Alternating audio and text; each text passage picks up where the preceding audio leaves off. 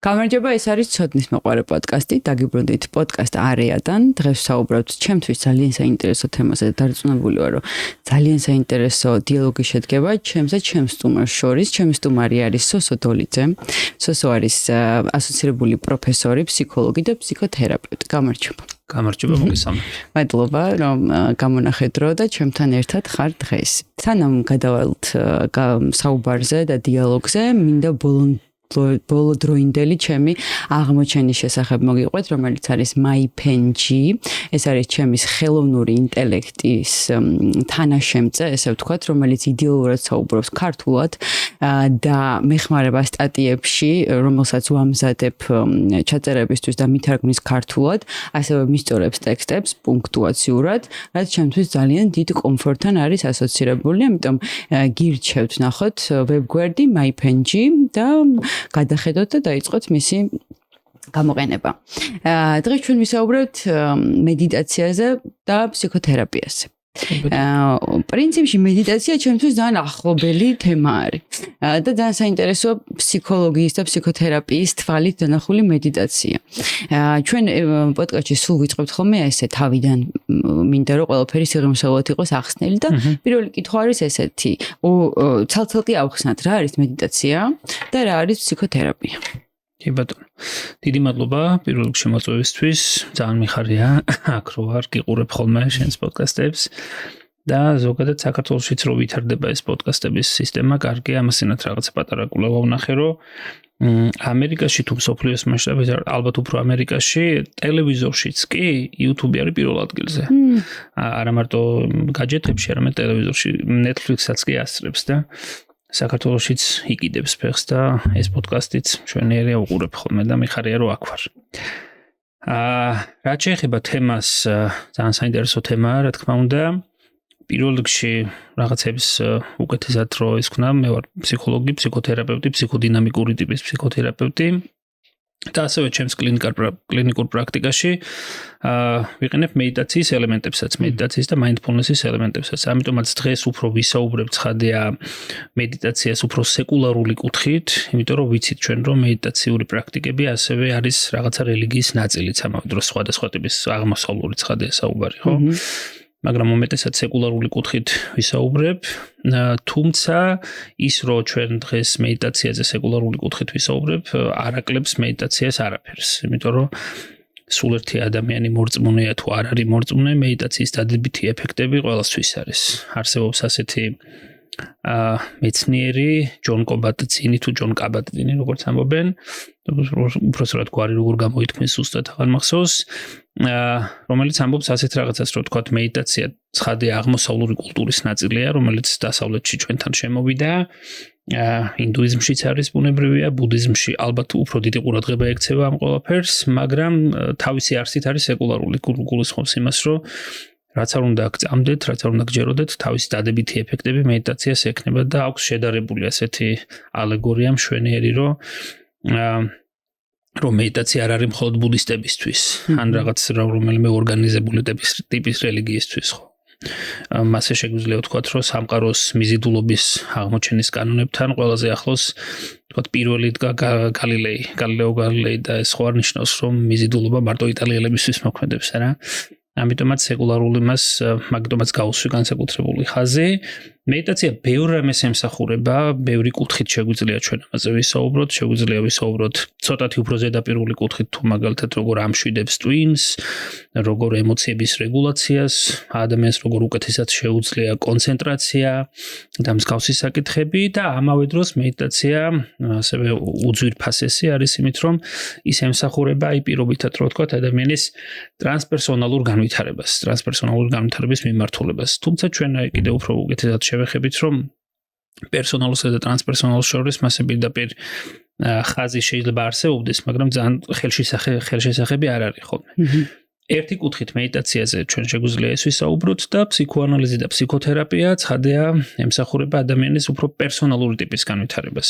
პირობითად ჩვენ ადამიანის განვითარების სტრუქტურა ძალიან ფართო კონტექსტში რო ვთქვათ, შეგვიძლია გავყოთ პრეპერსონალური, პერსონალური და ტრანსპერსონალური განვითარების ეტაპები.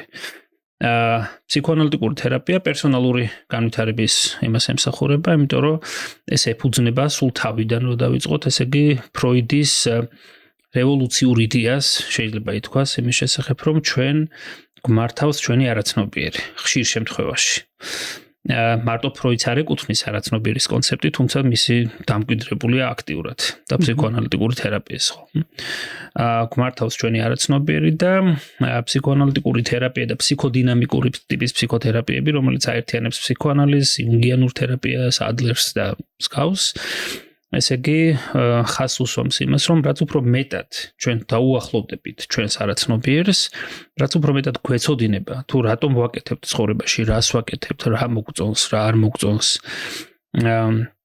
რაც უფრო მეტად გავიგებთ იმ პატერნების შესახებ, რასაც ცხოვრებაში ვაკეთებთ, ხო? ჩვენ ერთი შეხედვით ჩვენ გონია, რომ ეს არის შემთხვევითობა და ძალიან ხშირ შემთხვევაში აღმოვაჩენთ, რომ რაღაცას აქვს მიზეზ-შედეგობრივი კავშირი. ამიტომაც, რაც უფრო მეტად დაუახლოვდებით ჩვენს არაცნობიერს, მით მეტად მოვიპოვებთ კონტროლს ჩვენს ცხოვრებას.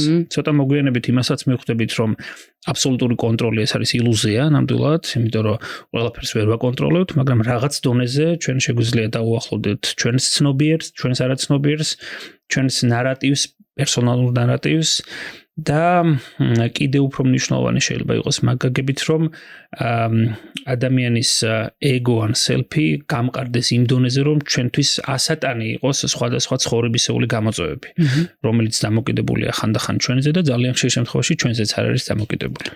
აი რაღაც ორი სიტყვით შეიძლება.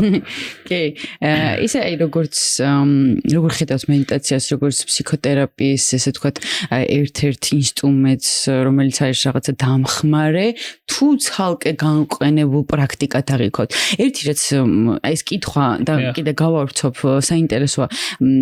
ახსენეთ რელიგიური ჭრილი, ხო, ხა ბუდისტები და ვთქვათ ინდუისტები და ასე შემდეგ, რომლებიც მედიტირებენ საუკუნეების განმავლობაში, მათ შემოიტანეს მედიტაცია ჩვენს ცხოვრებაში, ხო? მე პირადად არც ბუდისტი ვარ, არც ინდუისტი ვარ, ხო? მონათლული ვარ მართლმადიდებელ ქრისტიანად. ერთი საკითხია ჩემი რწმენები და ასე შემდეგ, მაგრამ მეორე საკითხია, რომ მე მედიტირებ. თუმცა არანაირი შეხება არ მაქვს მათ რელიგიასთან. თეორიულ დონეზე ვიცი მათი რელიგია, მომწონს მათი ინდუისტური რაღაცა ღმერთების სხვადასხვა მითოლოგიური მონაყოლები, ესე ვთქვათ, და ისტორიები ძალიან მომწონს და მხილობს როგორც ისტორია, ეს რჩება როგორც ისტორია, თუმცა მე მედიტირებ. ამიტომ აი ეს მიმართულება ჩემი აზრით, იმიტომ რომ აი რატო ვამბობ იცით, რომ როცა მედიტაციას ვახსენებ ხომ და მსგავსი თემა იჭრება, ყოველთვის არის კომენტარი, მე არ მახსოვს კომენტარი არ ყოფილიყო. ერთი ვიდეო გავაკეთე, სადაც ინდოეთში მოგზაურე და უკეთ იქ ვაჩვენე ყველაფერი და არ ვიცი ეს მართლმადიდებლურია თუ არა. არ ვიცი ეს ქრისტიანული თუ არა. ძირითადად ესეთი ის მოყვება ხოლმე. ჩვენ ღმერთი და მედიტაცია და ვთქვათ სულიერება ცალკე თემად მინდა რომ განვიხილო, მაგრამ ეხლა აი ვთქვათ ცალკე ინსტრუმენტია მედიტაცია, თუ თქვენ მოიაზრებთ ფსიქოთერაპიის ერთ-ერთ დამხმარე მიმართულებად. საინტერესო კითხვაა, ერთიც და მეორეც. არსებობს მედიტაციური პრაქტიკები, როგორც არის სხვადასხვა რიტრიტები, მაგალითად 10 დღიანი, 3 თვიანი, არსებობს ისეთი ტიპის რიტრიტები, სადაც ადამიანები რამდენიმე თვით მიდის, ბუდისტური ცენტრები არსებობს, სადაც რამდენიმე წელით შეიძლება ადამიანმა გაიაროს ეს და ვთქვათ, ჩამოყალიბდეს ბუდისტად ამ შემთხვევაში. თქვენ ინდუიზმიც ახსენეთ, ბუდიზმში უფრო ვერ ყვები, მოკლედ და ინდუიზმის მიმართულება ჩემთვის ასე შორიდან არის ნაცნობი, მაგრამ ძალიან ახლოს არის. მაგრამ თავარი რაც არის მედიტაციის, რასაც მე თვითონაც მქონია შეხება, არის ის, რომ არის თავისი არსით სეკულარული. აი მაგალითად, თუნდაც ბუდისტურ ელემენტებზე რო ავიღოთ, ხო?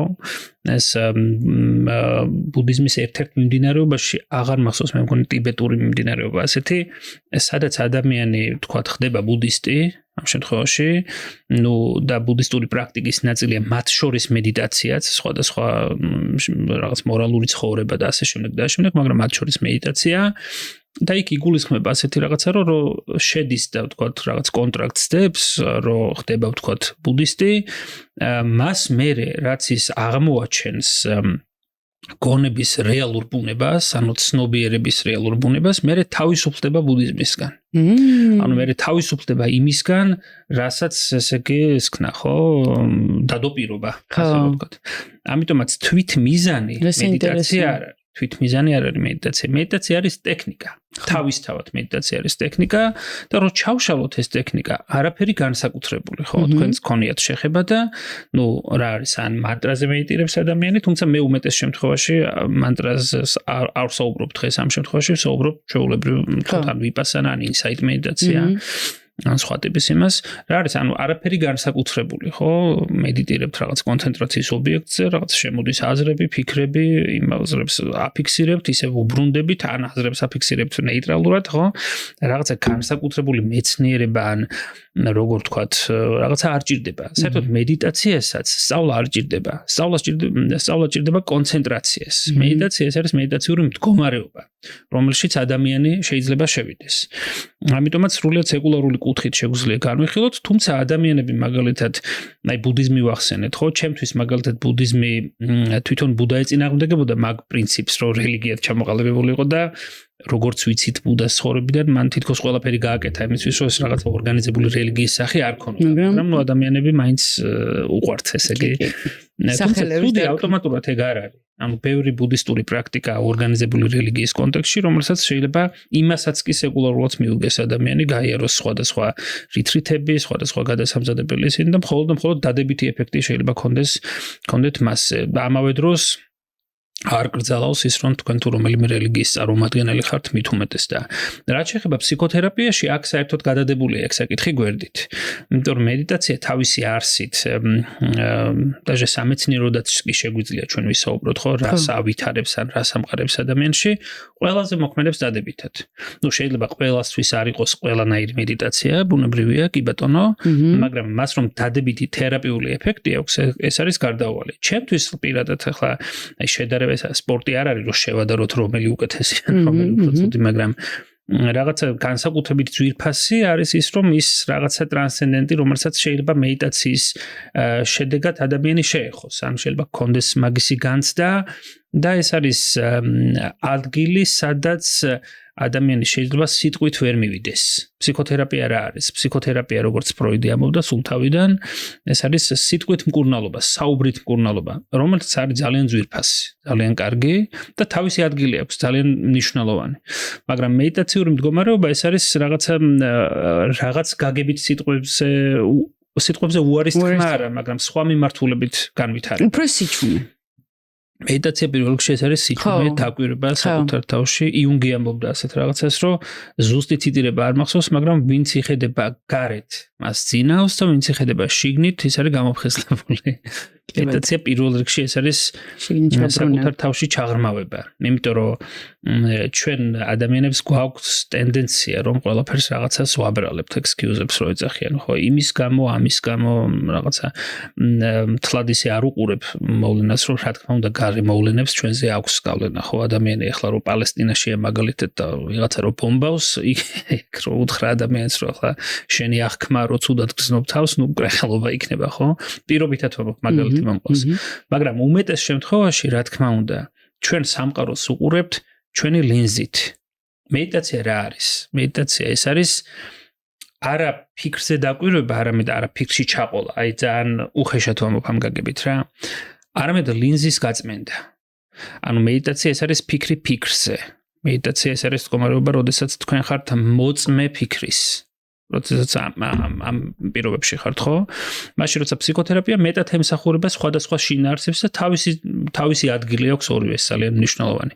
ჩემ პიროვნულ რაღაცა გამოცდილებასაც გეტყვით, შეიძლება საინტერესო იყოს იმისთვის, ვინც ფსიქოლოგიას ეცნობა, ან თერაპევტობა უნდა და სხვადასხვა ის. ჩემ ფორმაციის ნაწილი არის ესე იგი ფსიქოანალიტიკური თერაპია და დიდი ხანია ჩართული ვარ ამ საკითხში და რაღაცა დროის შემდეგ მქონდა მედიტაციასთანაც შეხება, მოკლედ რა. და პირველი აღფრთოვანება მქონდა იმის, რომ აი ეს როგორი ძვირფასი რაღაცა არის და გულწრფელად რო ვთქვათ, ის განცდაც მქონდა, რომ აი რა საჭიროა ამდენი წელი სწავლა, რა საჭიროა რაღაცა ისტორიებში ქექვა, როცა მოდი დაჯექი და სუნთქვას უსმინე და რაღაცა და ესეც რადიკალური მიდგომაა. ასეთი რადიკალური მიდგომას даже ხან ბუდისტებიც კი არიზიარებენ მაგალითად, ხო? იმიტომ რომ ჩვენი ეგო, ჩვენი ცნობიერება რისგან შედგება? აზრებისგან, ფიქრებისგან, ფიქრთა კონსტრუქტებისგან, რომელიც კი ბატონო არ არსებობს თავისი არსით მართლაც არის ილუზორული, მაგრამ დიდი ძალა აქვს, ძალიან დიდი ძალა აქვს. ამიტომაც შორტკატები ხშირად არ ხდება. ჩვენ ახლა ერთი ხელის მოსმით ყველა ადამიანზე ვერ ვიტყვით ყველაფერს, მაგრამ ასეთი შორტკატი ხშირად არ ხდება, რომ უბრალოდ გვერდი აუაროთ ყველაფერს, ხო? პერსონალური განვითარების გზა რაღაც კუთხით ძალიან მნიშვნელოვანია, რომ მე ადამიანმა შეძლოს თუნდაც სხვა მხრივ ტრანსცენდირება. ან აი ესეთი ციტატა არსებობს, ჩემი საყვარელი ის არის, ხშირად ვიყენებ ხოლმე. ჯეკ ინგლერი არის ასეთი ამერიკელი, გარდაიცვალა უკვე ცოტა ხნის წინ, ამერიკელი ვიპასანა მედიტაციის მასწავლებელიც იყო, თუ სწორად მახსოვს და ფსიქოანალიტიკოსიც ამბობდა ასეთ რაღაცას, რომ იმისთვის რომ იყო არავინ, ჯერ უნდა იყო ვიღაც. ნიშნავს იმას, რომ ჩვენ რაღაცაზე უარი ვთქვათ, ჯერ ჩვენი ისინი უნდა გავაცნობიეროთ. გავიგოთ, გავაცნობიეროთ, შევხედოთ. იუნგის ენაზე რო ვთქვათ, რაც არ უნდა რაღაც თეორიები გვაწუხებდეს, ჩვენი ჭრილი დავყვება ხოლმე მუდმივად. ფსიქოთერაპია კარგი საშუალებაა, რომ ერთმანეთს არ ეწინააღმდეგება, მოგეთ მაგის თქმა მინდა გამიგრძელდა სიტყვა. ხო, არა, ძალიან საინტერესო არის. იმიტომ რომ მე მაგალითად არასდროს არ მქონია ფსიქოთერაპევტთან შეხება ესე, მაგრამ მქონია მედიტაციასთან შეხება და მე მახსოვს, რომ პირველი შეხება ჩემიც იყო აღფრთოვანება. ანუ რაღაც კონკრეტული ტექნიკა, რომელსაც თქვი, ხო მედიტირებ, ეს არ მისწავლია, უბრალოდ აი არ ვიცი რაღაცა წიგნი ჩამევარდა ხელში წავიკითხე და აი ნუ გავაკეთო თქო და რაღაცა მოსქვენ დავჯექი და ესეთი აღფრთოვანებული დავრჩი, იმიტომ მაშინ თან არ ვიყავი დიდი პატარა ვიყავი ასაკით, მაგრამ მაინც ბევრი ფიქრი იყო და ეს ჩემთვის არ იყო ეს ბუნებრივი მდგომარეობა დაждდომა და ეს გონების დასვენება იმ მომენტში რაღაცა ის ხვანაირად შემოვიდა ჩემში და ძალიან საინტერესო გახდა. ეს უცებ ჩავამატებ, რომ მედიტაცია ერთი შეხედვით არის მარტივი. ნამდვილად, ხო? იმიტომ რომ რა არის ის ტექნიკა, რომელსაც ყველას შეუძლია ისწავლოს ნამდვილად. მაგრამ რეგულარული მედიტაცია ხშირად და ინტენსივობით მაგას ხან ეძახიან რადიკალური მოქმედების აქტი. იმიტომ რომ ბევრ რამეზე ამბობს ფსიქიკურად ადამიანი რაღაცებზე უარს. ბევრი რაღაცის გაცნობიერება ამავე დროს რაღაცის ხარჯზეც ხდება.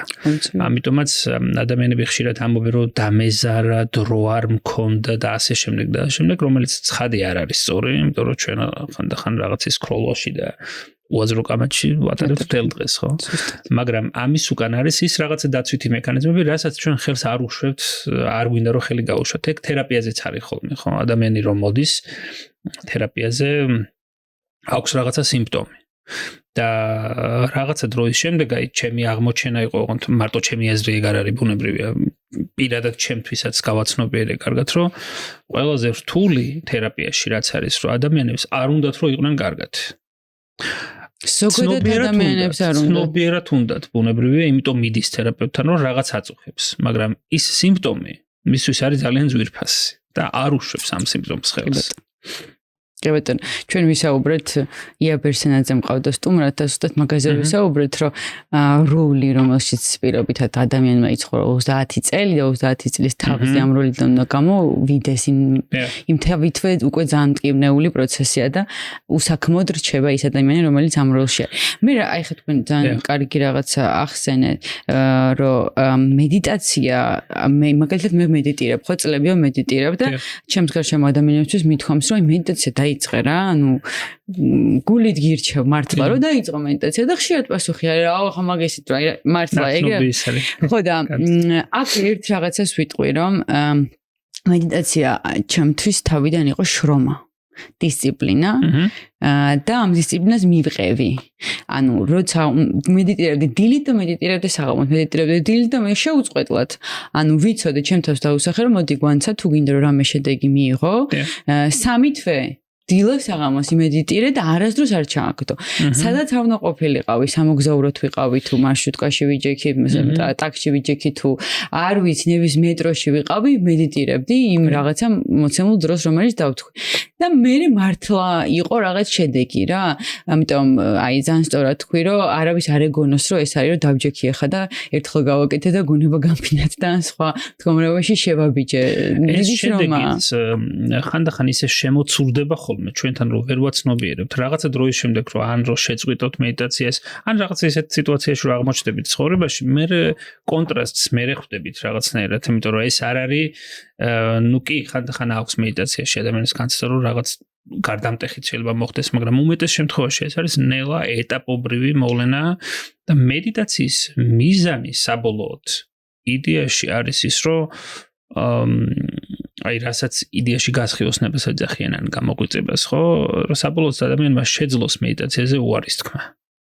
აი ეს მინდა რომ მდგომარეობა კონდეს სულ, რომელიც ბევრს ეშლება როგორც მუდმივი განცხრომა, ან მუდმივად კარგად ყოფნა, ან მუდმივი კაიფი, ხო არა? ხო, აი ეს რომ შეძლოს რაღაცნაირად. ცხადია ახლა ისიც არსებობს, რომ ბუდაზე მაგალითად რო გასხიოს და მე მაინც მედიტირებდა და გასაგებია ყველაფერი, მაგრამ მედიტაცია თვითონ ეს არის პრაქტიკა. ანუ პრაქტიკასთან ჩვენ არ უნდა ვიდენტიფიცირდეთ ხშირად უბრალოდ რომ ეს ჩვეულებრივი ამბავი ხდება, ნამდვილად ხდება. ხო, მე ბევრი ბამბატიეთ შეგაწყვეტინა, მე ბევრი მინახავს უკვე, რომელიც დამოკიდებულებაში არიან მედიტაციასთან. აი, როდესაც მისაუბრია მაგალითად, რომ აი ეხლა რას თქვი შენ, რომ ჩემი მიზანი მართლა არის ეგ, რომ ერთ დღეს საერთოდ არ დამჭირდეს ნახევარი საათი ჯდომა. ან რაღაც 1 საათი ჯდომა, ხო?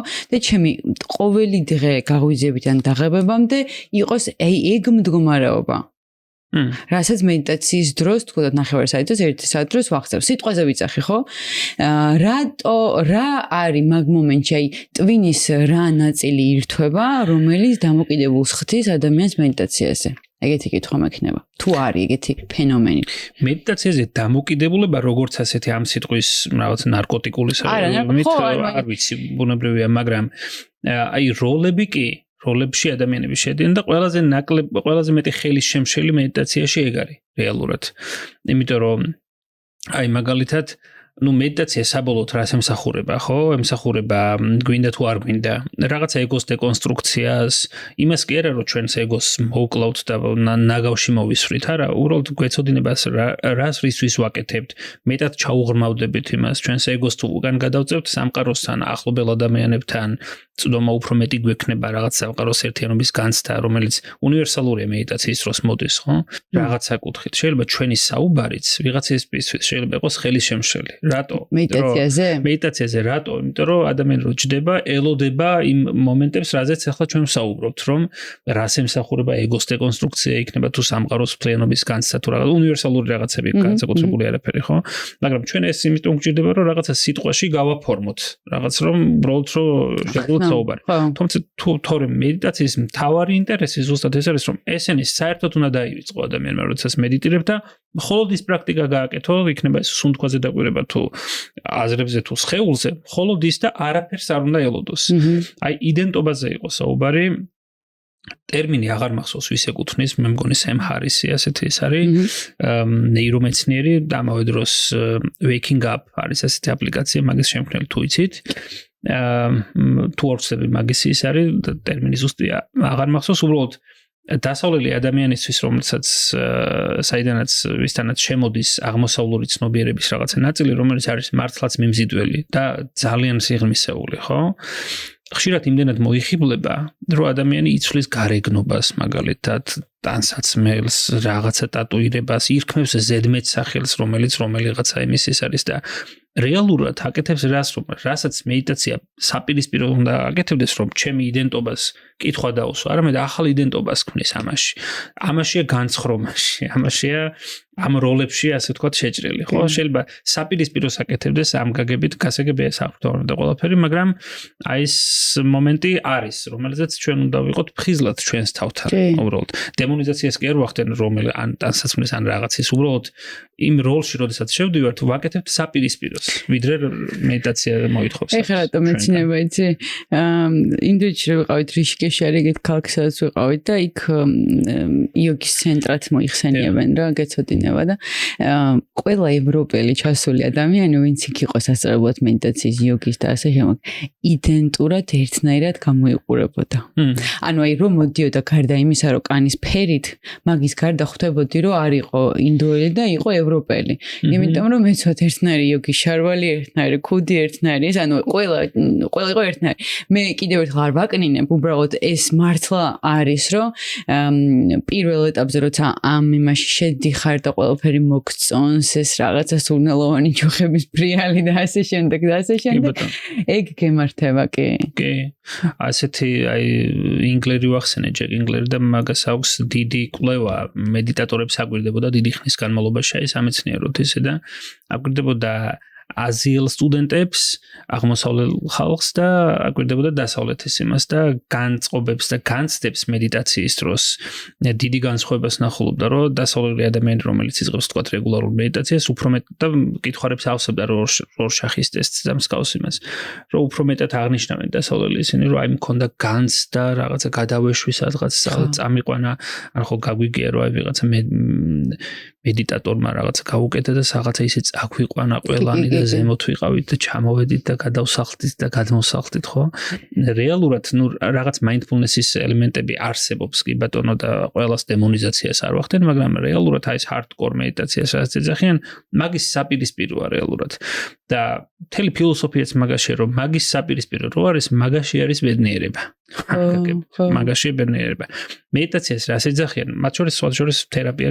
გავს მაგას რომ მედიტაცია არის გააკეთო ნაკლები ვიდრე მეტი მედიტაცია არ არის ახალი ცოდნის მიღება მედიტაცია არ არის რაღაცა ახალი რაღაცებით დამძიმება ახალი თეორიებით თავის გამოტენა ხო ჩვენ უბრალოდ საუბრობთ რომ აღნიშნული იყოს და გასაგები იყოს ადამიანისთვის უბრალოდ მაგრამ მედიტაცია არის რაღაცების გადაგდება აი ლაუძის სიტყვებია რომ ზუსტი ციტირება აღარ მახსოვს მაგრამ ნუ იდეა ეგ არის რა რომ ჭკვიანი ადამიანი ყოველდღიურად რაღაცას ახალს იღებს და ბრძენი ადამიანი ყოველდღიურად ახალს ყოველდღიურად რაღაცას აკლებს მედიტაცია არის ეს ჩამოკლება მედიტაცია არის ნაკლების გაკეთება რომ დააკვირდეთ თქვენ თავს სუნთქვაზე კონცენტრირება იქნება თუ რა იქნება ნაკლებს აკეთებთ იმიტომ რომ ყველას ვისაც უმედიტირიან ალბათ ნებისმიერ ტიპის მედიტაციის შემთხვევაში აღმოჩენს რომ ჩვენ გვაქვს ფიქრების სტრიმი რომელიც არის შეუჩერებელი ჩვენ აი კონტროლის ილუზია როდესაც ვახსენე ხო ხშირად არის გვაქვს ეს კონტროლის ილუზია რა მიუხედავად იმისა რომ რაღაც ზონაზე შეგვიძლია ცხადია ჩვენ იმისის ამ ფიქრებს ჩვენ ვერაფერს ვერ უშვებით ყველა ფიქრს ვერ ავხსნით ყველა ფიქრს ვერ გავეკიდებით მედიტაცია არის პროცესი აი მაგას ადარებენ ტიბეტურ ბუდიზმში ფიქრებს ადარებენ ქურდებს სადაც ქურდი შემოვა მაინც თქვენ სახლში ვერ დააკავებთ მაგრამ არაფერი არ დახვდება იქ მოკლედ რა ცარიელ სახლში შემოდის ამიტომაც მედიტაცია კი ერთი შეხედვით თქვა კონცენტრაციას აუმჯობესებს ეგ კვლევებითაც დასტურდება რომ თქვენ რომ მედიტირებთ რაღაც კონცენტრაციის ობიექტზე იქნება ეს მანტრა თუ სხვა სუნთქვა თუ სხვა კი ბატონო მაგ დროს რა ხდება რომ ფოკუსში რაღაცას ვიღებთ და სხვა რაღაცას ნაკლებ ყურადღებას ვაქცევთ რა თქმა უნდა მაგ მიმართულებითაც ვითარდება კონცენტრაციის მიმართულებითაც მაგრამ მაგაზე ბევრად უფრო ძვირფასი რაც მედიტაცია უკეთებს კულტივაციას არის ის რომ ჩვენ ფიქრებს ვერ გავაჩერებთ და ეს ფიქრები ჩვენ არ დაგვაზიანებს რამდენადაც ჩვენ ვისი გრძეგანებთ და ინტერნალიზაციას ვახდენთ იმისა რომ ფიქრები ეს არის აზრთა კონსტრუქტი რომელიც თავისი არსით არ არსებობს თავისი არსით არის მოგონილი ჩვენი ეგოც თავისი არსით არის შექმნილი ხო ბევრი მუშაობის შემდეგ და მათ შორის ფსიქოთერაპია შეიძლება დაგვეხმაროს რომ რაღაცა კუთხით გავაანალიზოთ რომ ესენი ყოველთვის იქნება მაგრამ არ იქნება დამაზიანებელი ანუ ფიქრი ცუდი კი არ არის ფიქრის გამო მსოფლიოში ბევრი კარგი რაღაც კეთდება ხო ფიქრია ისიც რასაც თქვენ აკეთებთ აქ და პრობლემა არის ადამიანის დეფოლტ თითქოს თანდაყოლილის რომ ფიქრთან იდენტიფიკაცია რამდენად ვიდენტიფიცირდები შემიძლია თუ არა იდენტიფიკაცია რაღაცაზე უარის თქმა მაგალითად იმიტომ რომ აი ბუდისტური ერთ-ერთი დუქა, ხო, ტანჯვა არის ერთ-ერთი ფუნდამენტი ბუდიზმის, ხო, რას გულისხმობს ეს? რომ ადამიანის ტანჯვის წყარო არის ის, რომ ის იდენტიფიცირდება ისეთ რაღაცასთან, რომელიც თავისი არსით არის არამუდმივი. ანუ ანიჩა რასაც ეძახიან, ხო, ანუ ყველაფერი იცვლება სამყაროში ელვის სისწრაფით, მაგას აღმოსავლურ კულტურაში და იმაში ათასწლეულებია მაგას ამბობენ, მაგრამ თანამედროვე მეცნიერებიც კი მაგას ამბობს, რომ ყველაფერი არის ცვლილების საკითხი. ჩვენი არსით ადამიანები ვიდენტიფიცირდებით ისეთ რაღაცასთან, რომელიც იცვლება და ცვალებად რაღაცასთან იდენტიფიცირება არის ტანჯვის წყარო ამ შემთხვევაში. როგორც ფიქრთან, ასევე გრძნობასთან. როგორც ფიქრთან, ასევე გრძნობასთან და ეს კიდევ ერთხელ არ ნიშნავს, რომ ფიქრი ცუდია, ნიშნავს ჩვენ რა კუთხით შევხედავთ ამას, აი ტრანსპერსონალური მიმართულება თითქოს ეგეც არის. კი ბატონო, აი ფიქრი მე მქონია მედიტაციის დროს პრაქტიკა გამოცდილება, როდესაც ტრანსცენდენტდი, ბევრჯერ მქონია ეგეთი და ვიყავი არაფერი, არავინ და არსად. ამ დროს არ იყო ფიქრი. თუმცა რა წამსაც ანუ სადღაც მენტალი ჩაერთო და მითხრა რომ კარგია ეხა ეს ყველაფერი და შემოვიდა ფიქრი და გრძნობა იმ წამს გამომაგდრო მდგომარეობიდან. აი მედიტაციური მდგომარეობა, რასაც ეძახიან მაგალითად გამოხვიძებას და ხო, არა, ეგ მიმართულება მესმის კი, მაგრამ ამაზე რა სიტყვით? აი მაგაზე მივდივარ მაგიდან რა. აი გამოხვიძებას რასაც ეძახიან, აი ეგეც რა არის? რომ ადამიანი მუდმივად აცნობიერებს, რომ აქ დამჟამად იმყოფება. უარს კი არ ამბობს წარსულზე და მომავალზე. უბრალოდ აცნობიერებს, რას რისთვის აკეთებს. მაგალითად, გამოღვიძებას პირდაპირ მნიშვნელობითაც ერთი და იგივეა. თქვენ როდესაც მაგალითად სიზმარს ხედავთ, თქვენი სიზმარი არის უკიდურესად რეალური. იქ შეიძლება იყოს სურეალისტური, მორალური, ამორალური, კარგი, ცუდი რამ მნიშვნელობა აქვს, მაგას ჩვენ ვერ ვაკონტროლებთ, არა? მიუხედავად იმისა, რომ რაღაც ტექნიკა არსებობს, თქვა სიზმრის კონტროლის თითქოს, მაგრამ ნუ ეგ დავანებოთ მაგას თავი. სიზმარი გეჩვენებათ უკიდურესად რეალურად. რო გამოიღვიძებთ, ხვდებით, რომ სიზმარი იყო. მედიტაციის დროსაც ხშირ შემთხვევაში, როდესაც თქვენ ფიქრები გაგექცევათ და უბრუნდებით კონცენტრაციის ობიექტს, ხვდებით. მედიტაციაში. რომ ფიქრებში იყავით წასული. ხო. ის სიზმრები ხო არ არის რეალური. აი ეს აზრებიც არ არის რეალური. ძალა აქვს, რა თქმა უნდა. არ ვსაუბრობ იმას, რომ ზოგიერთი რადიკალურად ამბობს, რომ მოდი მაგას არ მიაქციო ყურადღება და ახლა დაჯექი და ნუ კარგი სიტყვებია, მაგრამ ხშირად არ ხდება. თერაპია მაგ შემოდის უკვე რა. პირიქით არ არის, რაც უფრო განდევნი ფიქრებს, ახლა ჩემი გამოსtildeები, რაც უფრო გამიდევნია, მით უფრო მეტი მოდის და რაც უფრო მეტად გამდენი, მით უფრო თავი მტკივდება და ცუდად ხვდები. ცუდად ახლა გადატანიშნულობი ცუდად გული არ მიმდის, მაგრამ თავის ტკივილი მეწყება და არ გგზნობ თავს კარგად. ხო, აი ბევრს რაც სტერეოტიპულად წარმოუდგენია, რომ მედიტაცია ეს არის არაფერზე ფიქრი, მაგალითად, ხო? და ჩვენ დავჯდეთ და შევეცადოთ, რომ ფიქრი საერთოდ არ შემოვიდეს, თავი აგვტკივდება უბრალოდ რა. ხო, განდევნა კი, ხო, მედიტაცია არ არის განდევნა. ამ შემთხვევაში მედიტაცია პირიქით არის შეჯახება, შეხედვა, დაფიქსირება. ოღონდ შედარებით ნეიტრალურად, რამდენადაც შესაძლებელია, ბუნებრივია. იმიტომ რომ ეს ფსიქოლოგიაც გვასწავლის მაგას, ფსიქოანალიზი იქნება თუ პრინციპში ნებისმიერი, რომ განდევნის დროს მე კი ჩვენ გვაქვს ფსიქიკური დაცვითი მექანიზმები, ხო, უნივერსალურია ეს, რომ რაღაცა შეგვემთხვევა და ჩვენ ფსიქიკას აქვს მოკლედ ინსტანცია, რომელიც ცდილობს ყველანაირად გადაირჩინოს საკუთარი თავი, როგორც ტექნიკას აქვს დამცველი, რომ მაღალი და დაბალი ძაბვის შემთხვევაში შერის გადაიწვება და ახლობით აი პირობითად რა შევადაროთ რა. და რაღაცების გამდევნით, გვინდა თუ არ გვინდა, მასე ვაკეთებთ. რაღაცა ძალიან მტკივნეულ გამოცდილებებს, არ ვიცი, სხვადასხვა იმას. მაგრამ მთელი ფსიქოლოგია და ფსიქოთერაპია დგას მაგაზე და არ არის აუცილებელი, რომ დიპლომირებული იყოს მაგაში ადამიანი შეხედავს, რომ მე კი გამდევნე და მგონია, რომ არ მახსოვს, მაგრამ ნუ კარიდან გავაგდებ და ფანჯრიდან შემოდის. შემდეგ უკვე ბრუნდება სიმპტომის სახით. სხვადასხვა კოშმარული სიზმრების სახით, სხვადასხვა სიმპტომის სახით, ფსიქოსომატიკის სახით და აქტინგაუთის სახით ცხოვრებაში ადამიანი ბევრ სიზულელეს აკეთებს, ხო? ცნობიერება სუპერძალაა, მაგრამ რისთვის ვიყენებთ ამ შემთხვევაში საკითხავია, ხო? სხვადასხვა იმის სახით, ამიტომაც განდევნა არ არის გამოსავალი და მედიტაციაც არ არის განდევნა. ბუდას აქვს მაგაზე კარგად ნათქვამი, რომ ესე იგი უარყოფა გავს იმას, რომ თქვენ დალიოთ საწამლავი, იმის იმედით, რომ თქვენი მტერი მოიწამლება მაგით. ეგ არის ხო? კი. ეს პირიქით გაცნობიერების გზაა. ოღონდ სხვადასხვა მიმართულებით თერაპია, სხვა მიმართულებით აცნობიერებს და მედიტაცია ესენი ავსებს ერთმანეთს. მე მაქვს ესეთი კითხვა შემდეგი. როდესაც ადამიანი იწყებს მედიტაციას, რატომ ხდება ხოლმე, რომ ზოგიერთი წარსულის განცდა და ტკივილი ამოდის წინ? ანუ რატო, ოღონდ ეს მინდა ფსიქოთერაპიული პერსპექტივიდან განვიხილოთ. რატო ხდება ხოლმე, მე მქონია ეგეთი რაღაც და რასთან კავშირდება? თერაპიაშიც ამოდის ხშირად, მაგალითად ფსიქოთერაპიაზე, განსაკუთრებით აი სიღრმისეულ თერაპიაზე დიდხანს რო დადის ადამიანი, ხანდახან შეიძლება გაახსენდეს ძალიან ღრმა ბავშვობის რაღაცა ტრავმატული მოვლენა, რომელიც არ ახსოვდა და ლოგიკური კითხვა ისმება, მაშინ რა მინდა თერაპიაზე თუ არ მახსოვს, ესე იგი კარგად ვარ და კითხვის დავსვავ აქვე. ფსიქოთერაპიაზე ეს რო გახსენდება, მაინც მეორე ადამიანია ჩართული, ფსიქოთერაპევტია შენთან ჩართული, რომელმაც შეიძლება ესე წერტილ-წერტილი დაგაჭიროს, რაც ამოგიგდებს მე ამ ყველაფერს და მედიტაციის დროს არ ყავს ეს დამჭერი. რა შეიძლება ვთქვათ, ახლა მაგის სუსტად ვინ იტყვის, მაგრამ აი შევეცადოთ ვთქვათ თერაპიული კუთხით ავხსნათ, ანუ სამეცნიეროდ რა დონეზეც ხელი მიგვიწვდება რაღაცებზე. მაგალითად მედიტაციური აქტი რა არის, ხო? პრაქტიკა, რომ კონცენტრაციის ობიექტს უბრუნდებით, შემოდის ფიქრები, რომელსაც თქვენ ვერ აჩერებთ ვერასდროს. ხანდახან ფიქრი წაგიღებთ და რამდენიმე წუთის მერე ხვდებით, რომ რაღაც ახალს და მერე უბრუნდებით, ხო? რაღაცა ფიქრზე უარის თქმა თავისთავად გადატანითი მნიშვნელობით გულისხმობ ამას მედიტაციის დროს არაცნობიერებს და მაგის ინტელექტუალიზაციას არ ახდენს ადამიანი და არც უნდა მოახდინოს უბრალოდ მერე პოსტ იმაზე შეგვიძლია ვისაუბროთ.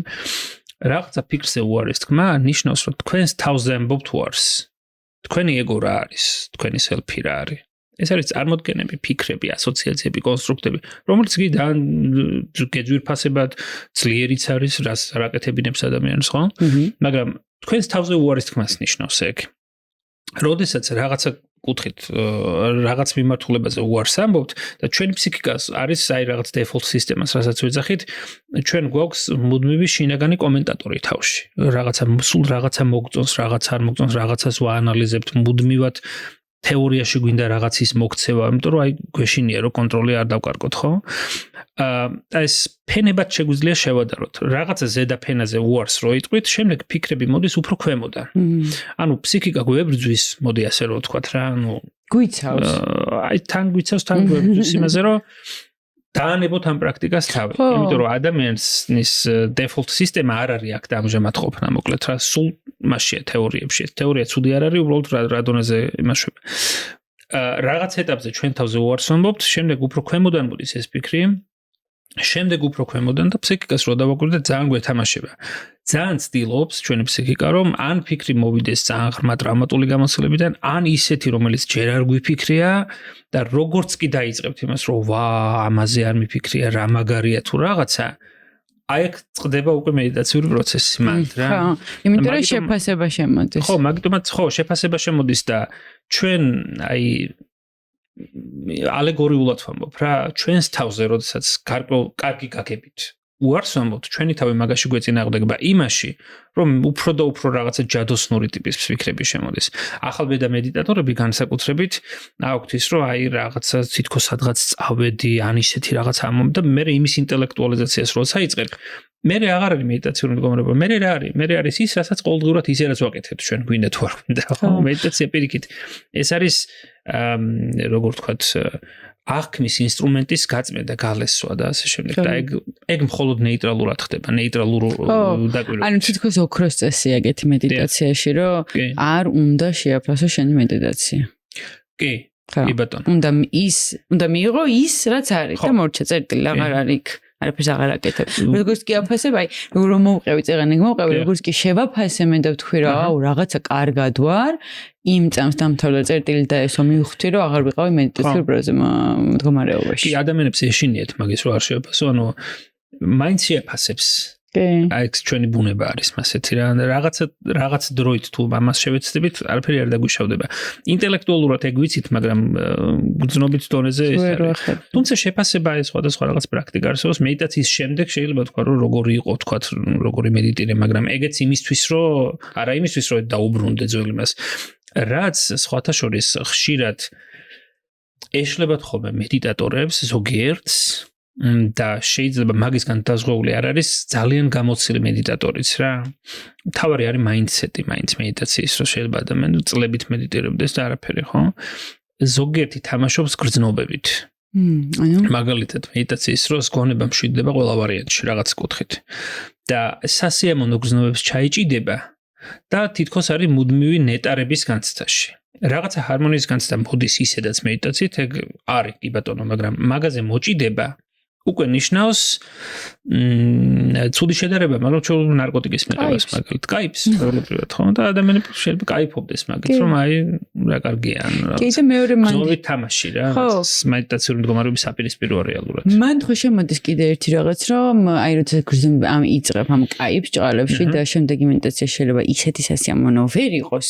იმიტომ რომ ყველა მედიტაცია ხო ინდივიდუალურია, შენ თუ მედიტაცია აკონტროლებს, ესე იგი მედიტაციაში აღარ. და როდესაც ის კარგი გრძნობები აღარ მოდის შემდეგ მედიტაციაზე, თulis რომ აი всё რა, აღარ არის. ხო, გული წყდება. გული წყდება. მედიტაციური მდგომარეობა რა არის? რატო განსხვავდება ჩვეულებრივი თქვათ მდგომარეობისგან, რასაც ისედაც default სისტემა რაც არის ჩვენში, რომ ჩვენ ინფორმაციას ვიღებთ იმის მიხედვით, რაც მოგწონს, ანუ იმისგან მივილტვით, ხშირად რაც მოგწონს, ანუ ჩვენი მოწონების ფარგლებში ვატარებთ მედიტაციური მდგომარეობა, რომ რაღაცა task-ი გაქვს, ეს უნდა გააკეთო. მოსაწყენია ხან და ხან ასეთია, ისეთია, მაგრამ სამყარო ასეთია რეალურად, ანუ ჩვენ სირგულე ვარტრიალებს. მრავალფეროვანია და ჩვენ სირგულე ვარტრიალებს, ანუ მედიტაცია ახდენს ისეთი მდგომარეობის კულტივაციას, სადაც თქვენ იღებთ ინფორმაციას მედიტაციის მერეც, რომელიც თქვენს ჩარჩოში არ შემოდის. ანუ შეიძლება შემოვიდეს ისეთი, რომელიც თქვენთვის არ იყოს სასიამოვნო. შეიძლება იყოს ხან ჩამომანგრეველი, ხან ისეთი, ხან ასეთი, ხო? მაგის კულტივაციას მედიტაცია ახდენს, მოგეთ რა. იდეაში აი ეგოზე უარის თქმაზე როცა ვსაუბრობდით. ხო, აი გავშალოთ კარგად, ეგ მაინტერესებს, იმიტომ რომ არის მედიტაციური მიდგომები, პრაქტიკები, რომელიც იცახის, რომ ეგოზე საერთოდ უნდა დაივიწყო ეგო და არ გაქვს ეგო და ეგაა მთავარი და ეგაა მოსავალი მედიტაციაში და ეხლა შენახსენე რომ პირიქით. ანუ პირიქით კი არა, უბრალოდ უნდა იცოდე რა არის შენი ეგო და მაგის მიხედვით უნდა იმოქმედო, ხო? მედიტაციის დროს, პრაქტიკის დროს, აი ეგო და აი ახლა ისე მაქვს და არ მაქვს, მაგაზე საერთოდ არ უნდა იფიქროს ადამიანმა, ანუ ეგ არის უბრალოდ გადასაგდები ეგ ინფორმაცია, იმიტომ რომ მედიტაციაში არის ხელი შემშლელი. უბრალოდ ჩვენ ვსაუბრობთ აი ცოტა zoom-out ვაკეთებთ და რაღაცა გამოცდილებებზე დაგრძნობთ, ხო? თავისი არსით მედიტაციის გულისხმობს, მათ შორის ჩვენს თავზე უარის თქმას. ჩვენ თავზე უარის თქმას და ჩვენს ეგოზე უარის თქმა რითი გამოიხატება? ანუ ჩვენი ეგო იდეაში რა არის? ჩვენი ეგო არის აი ფსიქოანალიზშიც გარეხო ობიექტთან ურთიერთობის თეორიიდან დაწყებული მიჯაჭვულობა რა არის, რომ კი ბატონო შეიძლება მთლად ცარიელი და ფარიბადება ადამიანი, მაგრამ მასზე ძალიან დიდ გავლენას ახდენს. ცხადია, ოჯახი, მე იუნგს კოლექტიური არაცნობიერი სისით შემოაქვს, პიროვნული არაცნობიერი, აღზრდა თქვენ რომ ვინ ხართ თქვენ, მაგალითად, ხო? აი დონალდ კარვეტი არის ასეთი ფსიქოანალიტიკოსი, რომელსაც გადატანითი მნიშვნელობის, რა თქმა უნდა, ადარებს ფსიქოანალიზის მედიტაციას. არ არის ცხადია ფსიქოანალიზის მედიტაცია, ოღონდ მედიტაციის კონცენტრაციის ერთ-ერთი ელემენტად შეიძლება ძალიან თუ მოვინდომებთ, შეიძლება ეს იყოს, ხო? ინგლისურში არის ასეთი ორი სიტყვა და ქართულში ასეთი სიტყვები არ გვაქვს. აი და მი. ქართულში მი არის ყველა ვარიანტში, მაგრამ აი რო თარგმნოთ. მი ვინ არის? მე არის ვინც ხართ თქვენ. მე რო გითხავთ ახლა თქვენ მიპასუხებთ რომ მე ვარ ვანსა, ისა, სქესი, ასაკი, ეროვნება და რაც გეძვირფასებათ მოკლედ რა. რომელიც არის კონსტრუქტი. რაღაც გაგებით, ხო? და აი ვინ არის? აი არის ვინც ამას აანალიზებს რომ ხართ თქვენ. ეგრეთ წოდებული დამკვირვებელი. დამკვირვებელი არის აი. ანუ მე ვინც ამას ვაგვირდები. ინდუიზმში არის მედიტაციის ერთ-ერთი სახეობა მაგალითად, რომელიც პირდაპირ სიტყვებშიც გამოიხატება, მაგალითად, რომ სოსო ფსიქოლოგი, მე ეს არ ვარ. სოსო ქართველი, მე არ ვარ. სოსო თერაპევტი, სოსო ლექტორი, მილიონი რაღაცა ხო, კარგიც, ცუდიც. და ამას მედიტაციურად რეგულარულად უარყოფ. ამ დეკონსტრუქციას ახდენს ადამიანი ამას, მაგრამ აი კარვეტის ვამს აქ კითხვას, რომ რა დონეზე შეიძლება დეკონსტრუქცია გაუკეთოთ ამ ყველაფერს და ანუ არსებობს რამე წერტილი, იმიტომ რომ ყოველი ამ დეკონსტრუქციის შემდეგ განსაკუთრებით მედიტაციური მდგომარეობის დროს რა ყოველი ამ დეკონსტრუქციის შემდეგ ჩვენი თვალსაჩინო ფართოვდება გვინდა თუ არ გვინდა ანუ მე როგორც ფსიქოლოგი სამყაროს აი ესე უყურებ ამ ყოველფრის უარყოფით ნელ-ნელა და ეტაპობრივად ხო რადიკალურად ეგ არ ხდება ტყუილია ხო გაცნობიერებით ინტერნალიზაციით გადამუშავებით რომელშიც თერაპიაც ძალიან დამხმარეა და მაგაზე გვექნება ჩვენ საუბარი უბრალოდ ამ შემთხვევაში მედიტაციაზე ლაპარაკი ხო ჩემი ხედვის ინსტრუმენტი ფართოვდება ყველა ვარიანტში, მაგრამ აი კითხვა ისმება ასეთი რომ არის თუ არა რაღაცა წერტილი, სადაც მაგალითად გადამთმშობებით ამბობენ რომ შეგიძლიათ თუ არა ფოტო გადაუღოთ რაღაცას, სადაც თქვენც იქნებით იმაში. იმიტომ რომ თქვენ ფოტოგრაფი ხართ. ცნობიერად და სიტყვის დონეზე არა. მაგრამ რასაც ეძახიან თქვათ გამოგვიძებას ან გასხივოსნებას ან არადუალურ განვითარებას სამყაროს ერთიანობის განცდას კი ბატონო მე გასხივოსნების პოზიციიდან არ ვსაუბრობ და არ განმიცდია რა თქმა უნდა მაგრამ ნუ მინიმუმ თუნდაც რომ ამაზეც რო თქვათ რომ სპეკულაციურია ეგოს ტრანსცენდენცია და ეგოს გაფართოება ყველა ვარიანტში ხდება ხო ყოველი აზრზე როდესაც თქვენ უარს ამბობთ ეს ნიშნავს იმას რომ თქვენი ობიექტივს აფართოვებთ, ყველა ვარიანტში აფართოვებთ, მოკლედ რა. და ამის ინტერნალიზაციას ახდენს ადამიანი ნელ-ნელა. აი ამ კუთხით შეიძლება შევადაროთ, რომ პატარა ბავშვია beginner's mind-ს რაც ეძახიან ხშირად მედიტაციაში. პატარა ბავშვი თავიდან სამყაროს უყურებს ან დამით ინტერესით რა ვინ არიან ბიძები, ესენი ეს ხალხი ვინ არის, რაღაცა რატო იცინეს ეს ხალხი, რა უნდა ჩემგან. და აკვირდება დიდი ინტერესით, რაც ძალიან ძვირფასია სხვა შორის ბავშვებს გააქვთ და მე ჩვენ კანი გვისქელდება, რომ გონია რომ ყველაფერს ვაკონტროლებთ. მე და საბოლოოდ შეიძლება ძალიან პატარა ნაჭუჭში ვიყოთ რა. მე მიხვდება ეს ბავშვი რომ თვითონ არა მარტო აკვირდება, არამედ თვითონაც აკვირდებიან. ეს ლაკანის კონცეფციაც გავს სარკის სტადიას, ხო? რაღაცა ვალიდაციას მუდმივად ვახდენთ, რომ სხვა მე მოგვიჩენს ადგილს. თქვენ ასეთი ხართ, ეს უნდა გააკეთოთ. ამის შვილი ხართ, ამ დედის, ამ ეროვნების, ამის, რომელიც ყველა ვარიანტში ცუდი არ არის, არ ვლაპარაკობ, რომ ახლა ჩვენ რაღაცა ყველაფერს ვწიხლებგრათ. უბრალოდ აქ საუბარი რომ გავაცნობიეროთ, რას რისთვის ვაკეთებთ. ჩვენი ცნობიერი ბუნება გავიგოთ. ამ გაგების შემდეგ მეტად შეგვიძლია გადაწყვეტილების მიღებაც, ეგოს ტრანსცენდენციას, რასაც ვეძახით, ფართო აზროვნებაც, არაიმპულსურობაც, იმპულსურობა საიდან მოდის, რომ აი ყველაფერზე რო აზრი გვაქვს ჩვენ, ხო? და როგორია რომ ვაკონტროლებთ ყველაფერს და ჩვენ ვართ ყველაზე მაგრები. როგორ ერთმა ჟურნალისტმა მითხრა, აი მედიტაცია კიდევ რის კულტივაციასაც ახდენს, რომ ეგრევე ყველაფერზე რაღაცა მოხდება და ყველაფერზე აზრი გვაქვს, ანუ რეაგირება უნდა მოახდინოთ, ანუ რეაქტიულები ვართ, ხო? და რეაქტიულებაში სიღრმე იგარგება. და რაღაც ჟურნალისტმა მითხრა ერთ-ერთმა, რომ აი ინდოეთში მითხრესო, მოკლედ აი ინდური სერიალები და ფილმებშიც ხო არის, რომ რაღაცა რომ მოხდება და დიდი ხნის განმავლობაში რომ აი ყველანი გაჩერებულია და ეგ რაღაც კულტურის ნაწილია, რომ აი რეაქციას სანამ გააკეთებ, მანამდე უნდა დაფიქრდე კარგად რა და ეს ფილმებშიც ჩანს მოკლედ რა. როგორც ამბობენ, სამჯერ დაითვალე და მე თქვი რამე. ხო, ანუ იგივე ვარიანტია. ხო, ძალიან ეგ კი და ჩვენ ძალიან გვჭირდება ეგეთი მიდგომა იმაში რომ ქვეყანაში ჩემი აზრით. ხანდახან უბრალოდ აი გადადანთმშობი თუმცა არც თუ ისე გადადანთმო, ხანდახან გვჭირდება რომ დაუჯდე და ღრმად ვისუნთქო უბრალოდ. უბრალოდ ვიყო დავაკვირდე რაღაცას ანუ სიღრმე იმპულსურობიდან არ მოდის იმპულსურობიდან მოდის მე კარგი შედარებაა ხო ანუ პატარა ნავი რო არის ის კედლებს ეხეთქება სულებას ტალღებს და სიღრმე არის რომ რაღაცა შიგნით არის რა რომელიც თავის თავში გულისხმობს რაღაცის დათმენას რაღაცის სიღრმისეულად შეხედვას იმიტომ რომ შეიძლება ადამიანმა მთელი ცხოვრება გაატაროს პატარ-პატარა კინკლაუბებში რომელიც სიღრმეს გვაკარგინებს საბოლოოდ თუ განსაკუთრებით აი ჩვენ საზოგადოებას თუ გადავხედავთ და მე მგონი გამონაკლისი არც ქართული საზოგადოება უბრალოდ ჩვენ ამაზე მიგვიწდება უფრო ხელი თითქოს პულსზე რომ ადამიანებმა ამის დაკბინოს ქუჩაში ერთმანეთი ხო ანუ ყველაფერზე მისი აზრი მისი თეორია მისი რაღაც ანუ სხვა პერსპექტივით შეხედვა სახდენს მედიტაცია მაგის კულტივაციას და ფსიქოთერაპიაც სხვათა შორის მათ შორის ხო რომ სამყარო მარტო ჩემი ლინზიდან არ იზომება ანუ ფუნდამენტურად შემიძლია თუ არა მივიღო ის რომ რაღაც არ ვიცი ან რაღაცაზე უარი თქვა ხო და ამბობენ რომ ყველაზე ბძენი ის ადამიანია მე ვიცი რა არ ვიცი. ხო, ესეთი გამოთქმა ხო? სოკრატეს. ხო, რომ რეალურად არაფერი არ იცი. ისე მედიტაციის დროს მე მქონია ეგ რომ მქონია ეგ ფიქრი, ეხაც ხშირად მაქვს უკვე რომ არ ვიცი რა.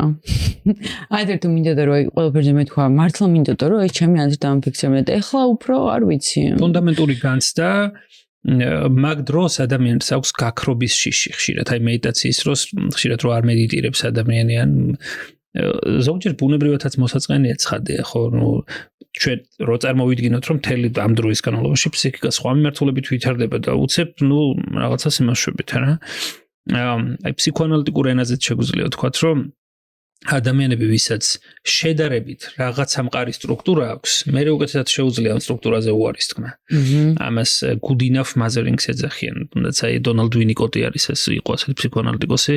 ანუ საკმარისად კარგი დედობა თუ აქვს ადამიანს გამოცდილი, პირველად ობიექტთან მიჯაჭვულობით, ობიექტთან ურთიერთობის, ობიექტის მუდმივობის, ხო? მერე თქვენ უფრო მეტად შეგიძლიათ რაღაცაზე უარის თქმა და უფრო მეტად შეგიძლიათ იმის გაძლება, რომ რაღაც არიცით და მუდმივი საფრთხე არ გაქვთ. ეს რასთან არის დაკავშირებული? აი მიჯაჭვულობა და ობიექტთან ურთიერთობა რო ახსენოთ აი ფსიქოანალიტიკური პერსპექტივით არის ის, რომ განსაკუთრებით მნიშვნელოვანია ადამიანს კონდეს გამოცდილება დედის სიყვარულის. და ჩვენ აი ფსიქიკური იმის მიმართულებით ვიცით რომ რაც უფრო ადრეულია ტრავმა მაგალითად მით უფრო დიდ დაღს ასვამს ჩვენზე. ასეთი ალეგორიაც არსებობს ასფალტი ახალდაგებული როცა არის ფეხით რო გაიაროთ ნაკვალევს დაამჩნევთ და შემდეგ იქ დიდი მანქანებიც დადიან რა. რაც უფრო ადრეულია ტრავმა უფრო მყარად იმაშობა. თუ ბავშვს არ აქვს განცდაც თავიდან დედის სიყვარულის ამ აღმზრდელს გულისხმობ ამ შემთხვევაში, რომელიც უმეტეს შემთხვევაში დედებია, მაგრამ შეიძლება სხვაც იყოს მისი ფუნქცია მარტო ბიოლოგიაზე არ ვსაუბრობ. მერე ხშირად აქვს ის რაღაცა ამოუსებელი ორმო, რომელიც ნიშნავს, რომ ნდობა არ აქვს საზოგადოების სამყაროს იმის და მასეთ ადამიანებს მედიტაციაშიც შეიძლება უფრო მეტად გაუჭირდეთ, იმიტომ რომ მედიტაცია არის მდგომარეობა რაღაცაზე უარის თქმა, ნიშნავს, რომ განცდის, რომ რაღაცის არ ცოდნა და რაღაც უსყულის წინაშე დგომა არ მოგკლავს. არაფერს არ გიზამს. ანუ ფუნდამენტური განცდაა, ხო? იმიტომ რომ რაღაცა კონტროლში როდესაც ვართ, მოდმევთ აი უფრო ამ თემას რო დაუბრუნდეთ, ხშირად ჩვენი ცოდნა ხელს გვიშლის. რას გულისხმობს ეს, რომ ჩვენი ცოდნა შეიძლება იყოს პარანოიდული. პარანოია, რაღაცა მით ოფიციალური ტერმინებით რო ვთქვათ, კი ბატონო პარანოიული აშლილობების არსებობს, მაგრამ რო დავაკვირდეთ, ჩვენი ცოდნაც ხშირად პარანოიული და რაში შეიძლება გამოვიჭიროთ ჩვენი თავი, რომ ინფორმაციას ვიღებთ იმის მიხედვით, რაც გვსიამოვნებს. ინფორმაციას ვიღებთ იმის მიხედვით, რაც გვიდასტურებს უკვე ჩვენს არსებულ ცოდნას. ეს უნივერსიტეტებში ხდება ხშირად, მე შეხება მაქვს უნივერსიტეტებთან დიდი ხანია უკვე და ადამიანები კვლევებს აკეთებენ იმაზე, რაც უკვე იცის. COVID და სტრესის მართვა, განშორება რო იწვევს სტრესს და რაღაც ადამიანი იწვალებს 3 წელს რაღაცას გააკეთებს რა, ხო იცი უკვე ისედაც რა სხვანაირად იქნება, ანუ ხო? უკვე გამოკვლეული. აი, მაპარანოიული ადამიანის რო უნივერსიტეტებს თავი რო დავანებოთ, ღრმა პარანოიულ ადამიანსაც რო შევხედოთ, აი პათოლოგიურსაც იტყვიან რომ პათოლოგიურია. ისიც, ანუ პარანოიული ადამიანს შეიძლება დიდი ცოდნაც ჰქონდეს. ძალიან ხშირ შემთხვევაში პარანოიულ ადამიანს შეიძლება ჰქონდეს ბიბლიოთეკები გადაკითხული. ოღონდ მისი ცოდნა რითი განსხვავდება, რომ მე რო 1000 გვერდიან წიგნს წავიკითხავ, იქიდან მარტო 2 გვერდს ავიღებ. მარტო იმას, რაც უკვე ადასტურებს ჩემს ბოდვით კონსტრუქტს. დანარჩენს გადავაგდებ. ეს რადიკალური მიდგომაა, მაგრამ ისედაც რო დავაკვირდეთ ჩვენს თავს, ხშირად სიახლესთვის კარს აღარ ვაღებთ, არ ვტოვებთ. მაგას ეხმარება ცხადია უკვე დამატებით აი ეს მარკეტინგი, მარკეტინგზე წუც, მაგრამ ხო, რა თქმა უნდა, კონსიუმერიზმი მაგას აკეთებს. და ნუ აი ეს რო აი თითქოს რაღაცა შექმენ ყალბი იდენტობები, ხო, როცა იდენტობებისაც ისეთ არ გვაკლია. ისეთ არ გვაკლია, მაგისი გაანალიზებაა საჭირო. გადაგდება არა ავტომატურად, მაგრამ გაანალიზება კი. მე მაქვს აქ ერთი კითხვა, რომ შეიძლება მედიტაცია გახდეს თავშესაფარი, ესე ვთქვათ, დაუმუშავებელი ტრაუმის და დაუმუშავებელი რაღაცა ტკივილების. ანუ შეინიღბოს, რომ აი თითქოს აი როგორც კაიფში კარგად ვარ რა, იქ და ეს სინამდვილეში დამრჩეს უყურადღებოთ ის, რაც რეალურად მემაწუხებს. აი რამდენჯერმე თქვი ჯეკ ინგლერი და მაგკაც აქვს ფსიქოანალიტიკოსი იყო თვითონ და ვიპასანას მასწავლებელი ბუდისტის იყო ერთ დროს ბუდისტურ ცხოვრებასაც ეწეოდა და მკვლევარი ბუდიზმის ძალიან მნიშვნელოვანი. და კარგად აქვს უბრალოდ ცოდნა კონცენტრირებული მაგ მიმართულებით, რომ ვისთვის შეიძლება იყოს საფრთხე რეგულარული მედიტაცია, ანუ სწორი მაინდსეტის გარეშე. საფრთხე შეიძლება იყოს აი ფსიქიკურ სტრუქტურას თუ ავიღებთ, ძალიან უხეშად რო გავყოთ, ეს არის რაღაცა ნევროზული სპექტრი, მოსაზღვრე სპექტრი და ფსიქოზული სპექტრი, ხო? ფსიქოზული სპექტრი ასაგებია, რომ ადამიანი ძალიან შეზღუდულია ბევრ რამეში. და ფსიქოზული სპექტრისთვის მედიტაცია, რეგულარული მედიტაციას გულისხმობ არასმით რეგულარული ანუ ყოველდღიური ინტენსიური, ხო? დამაზიანებელი შეიძლება იყოს პირიქით. თუმცა მოსაზღვრე ადამიანებისთვისაც, რომ იმიტომ რომ ის მაგალითად საფრთხე რა არსებობს მოსაზღვრე ადამიანისთვის და არა მარტო მოსაზღვრე პიროვნული სტრუქტურის, არამედ ღრმად პრობლემური ადამიანის შეიძლება ნევროზული სპექტრის იყოს და მეტნაკლებად მედეგი, მაგრამ საერთოდ აცდენილი იყოს თქვა რაღაცა. რა აშლილობა თუ მაქვს? სპორტი აშლილობას პირიქით უხდება, გააჩნია რა იმას. რატო ეკითხებით? მინდა რომ თქვა რაღაცა თოთ სამი სპექტრი, რომლის დროსაც არ შეიძლება აი მოწინავეს ხო ვიძახით და რა არის კონკრეტულად სახელი თქვა როდესაც არ შეიძლება. და პირობითად როცა თქვი რომ მოსაზღვრე სპექტრი, მაგ სპექტრში მოიაზრება ბევრი დაავადება. ცათითაოდ აღარ ჩამოთვალოთ ახლა, იმიტომ რომ აი ცნობილი რა შეიძლება იყოს ისეთ სახელი რა. ადამიანის სიმპტომები შეგვიძლია თქვა, მაგალითად რა ვიცი, შიზოფრენია. მაგალითად რა ვიცი, ბიპოლარული ფსიქოზი, პარანოიული შიზოფრენია, მიდონე რაღაცა. დიაგნოზები. ნაკლებად მაგალითად მოსაზღვრე პიროვნული აშლილობაც. რომელიც აი მოსაზღვრე ხო იცით რას ნიშნავს, რომ ეს არის არც აქეთ არის და არც იქეთ თითქოს ძალიან რო ვთქვათ რა შორიდან. და რა რისკი შეიძლება იყოს ამ შემთხვევაში მედიტაცია ასეთი ტიპის ადამიანებისთვის? ოღონდ კიდევ ერთხელ დავაკონკრეტოთ, არა მარტო ასეთი, შეიძლება პიროვნული სტრუქტურა მყარი მქონდეს, მაგრამ ძალიან აცდენილი ვიყო რაღაც რეალობას. მასეც შესაძლებელია რა თქმა უნდა, არ არის აუცილებელი რომ ფსიქიატრის მიერ გამოწერილი დიაგნოზი მქონდეს. ამ დროს ის აღმოსავლური ფილოსოფიის ნაწილი, რომელიც ძალიან ძვირფასია, საინტერესოა, რომ ეგო არ არსებობს, ვთქვათ, ადამიანმა შეიძლება ამის გამართლება დაიწყოს, თავისი უპასუხისმგებლობის გამართლება დაიწყოს ეგოს არარსებობით, მაგალითად, ყალბი იდენტობების შექმნით. და მოსაზღვრე ტიპის ადამიანმა და ღრმა პრობლემების მქონე ადამიანმა, რომელსაც გაცნობიერებული რაღაც კუთხით არ აქვს საკუთარი ეს, ხო, შეიძლება დაიწყოს არა ის რაც ბუნებრივად ხდება მედიტაციის დროს ეგოს დეკონსტრუქციას, რასაც ვეძახით, არამედ პირიქით პათოლოგიური ეგოს გაძლიერება.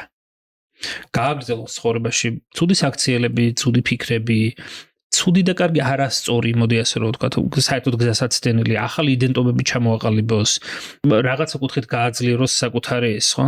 ამისი რისკი ნოკეთ მოსაზღვრე და ღრმად დაზიანებულ ადამიანების შემთხვევაში არსებობს. აქ შემოდის ფსიქოთერაპიის ეს ახლა ფსიქოზურ სპექტრთან და ღრმად დაზიანებულ მოსაზღვრე სპექტრთან კლასიკური ფსიქოანალიზიც ვერ მუშაობს, ხადია. იმიტომ რომ მაგ შეიძლება მუშაობდეს ფსიქოანალიტიკური ტიპის ფსიქოთერაპიები, ან სხვადასხვა ტიპის თერაპიები, რომელიც რას ემსახურება, რომ ანუ მედიტაციის მდგომარეობას თუ ეძახით ჩვენ რომ გარკვეულწილად მე მაქვს რესურსი რომ საკუთარ თავზე უარი ვთქვა, დროთა განმავლობაში ცხადია. ამ დროს მოსაზღვრე და ღრმად დაზიანებული ადამიანის შემთხვევაში მას ეგო ისედაც უკვე ფრაგმენტირებული აქვს. ამ სიტყვის პათოლოგიური გაგებით. ასეთი ტიპის ადამიანებთან უფრო მეტად არის structure building activities, რაც ეძახიან. ხო, პირიქით რომ შეიქმნას რაღაცა სტრუქტურა. მისი პრობლემა ისე რაც ის არის, რომ სტრუქტურა არ გააჩნია. და პირიქით თუ და ისე ასეთ შემთხვევაში შეიძლება აბსოლუტურად რაღაცა სხვა პროცესები მივიღოთ, უფრო დამძიმებული პროცესებიც მივიღოთ და ასე შემდეგ და ასე შემდეგ. სამწუხაროდ ზოგიერთ რიტრიტზე არის ხოლმე რომ აი ამიტომაც არის საინტერესო ჩემი აზრით, რომ ფსიქოთერაპიის და მედიტაციის სფეროების როგორც ასეთი დაახლოება ძალიან კარგია ხოლმე. იმიტომ რომ თუ კარგად, ესე იგი ორივე მიმართულების ხალხთან მაქვს ხოლმე შეხება და ყველაზე არ ვლაპარაკობ ყველა ადამიანზე, მაგრამ ხშირად არის რომ ფსიქოანალიტიკოსები ან თერაპევტები უფრო აროგანტულად უყურებენ, რომ ეს არის რაღაცა რეგრესია, მედიტაციური მდგომარეობა არ არსებობს და ასე შემდეგ. მაშინ როცა მედიტაციის ზოგიერთი მასწავლებელი ან პრაქტიკოსი საერთოდ ამბობს, რომ დაჯდები და ახლა რაღაცა თეორიებს განიხილავ, ეგ საერთოდ ფიქრზე უარი თქვი და პირდაპირ გასხიოსნები და ხშირად მასე არ ხდება, ამიტომაც ამ სფეროების ხშირად ეს არის საბოლოოდ აოსებს ესენი ერთმანეთს. კონკურენტებად ჩემი self-ი მყარი უნდა იყოს, რომ რაღაცაზე უარი თქვა, ხო, მაგაზე იყო ლაპარაკი. ამიტომაც რისკი იმისა, რომ ჩემი პათოლოგია გავაძლიერო, ღრმა პათოლოგიურ ადამიანს ეგ რისკი არსებობს და სამწუხაროდ მინახავს არაერთი. კი ბატონო, ეს არის. ანუ იდეაში მაგ თავშესაფარს წყალებში პოულობს მედიტაციაში თვითონ ეს ამბავი, ხო? აი, სოციუმში რო ვარ რა, აი ესეთი ინდოეთში დავუშვი ერთ ბაბას ეგეთი კითხვა. სოციუმში როცა ვარ, ეს მედიტაციური მდგომარეობა შენარჩუნება ხო რაღაც მომენტში რთულდება. იმიტომ რომ ძალიან ბევრი ზეგავლენა შემოდის, რომელიც ესე გირტყავს და ამ შენ ჰარმონიას რაღაცნაირად გირღვევს, ხო? და აი ამ მაგდომარეობის მიღება, გამოცდა, ისე რომ 24/7-ზე გქონდეს, სულ გქონდეს და სოციუმში იცხოვრო თან. როგორ ფიქრობ, შესაძლებელია? რთული ალბათ ძალიან, თუმცა მედიტაციის მიზანი საბოლოოდ არის ის, მიზანს ვერ ვიტყოდი, მაგრამ აი შესაძლებელია, რომ კონცენტრაციის ობიექტი უკვე გახდეს არა მაინც სუნთქვან სხეულებრივი სენსაციები, არამედ ცხოვრება თავად. რამდენადაც მე შემიძლია ჩემ სხეულში ტკივილი თუ სასიამოვნო თუ განცდას ნეიტრალურად შევხედო, ისეც ცხოვრებისეული ესეთ და სხვადასხვა პრაქტიკები არსებობს, ხო? ნუ კიდე მაჰამუდრა ძოგჩენი, რომელიც კიდე სხვა მიმართულებითაც ავითარებს ამას, ის რომ შესაძლებელია, ვთქვათ, აი უკიდურეს შემთხვევაშიც, რომ რაც არ უნდა იყოს თქვენ შინაგანი სიღრმეს და იმას შენარჩუნება შესაძლებელი შეიძლება იყოს. თუმცა რა თქმა უნდა, დიდი გამოწვევა. ის რომ მედიტაციური პრაქტიკები, რიტრიტები იქნება თუ რაღაცა არის, თქვათ, რაღაცა მთაში, არ ზღვის სანაპიროზე, ის რომ ადამიანებს იქ ტელეფონები არ აქვთ, ის რომ ისედაც რაღაცა დიეტას იცავენ, ინფორმაციულ დიეტას, ეს რა თქმა უნდა ემსახურება იმას, რომ კულტივაცია მოხდეს ჩემში ამ ყველაფრის და მე ნუ რაღაცა პროგრესს რომ მიაღწევს ადამიანი შესაძლებელია, თუმცა გაცილებით უფრო დიდი გამოწვევაა ბუნებრივია ეს, იმიტომ რომ საბოლოოდ რიტრიტის მერე უფრო რთულია, იმიტომ რომ 10 დღე ხარ აბსოლუტურად ჭყალებში მეტარ მდგომარეობაში, მერე შემოდიხარ ისევ საგიჟეთში, ხო? თუმცა რიტრიტის მერე უფრო აანალიზებ ჩვენი ფსიქიკა როგორ რეაგირებს და ხო. თუმცა ადრე თუ გვიან მერე ისე უბრუნდები ამ იმას.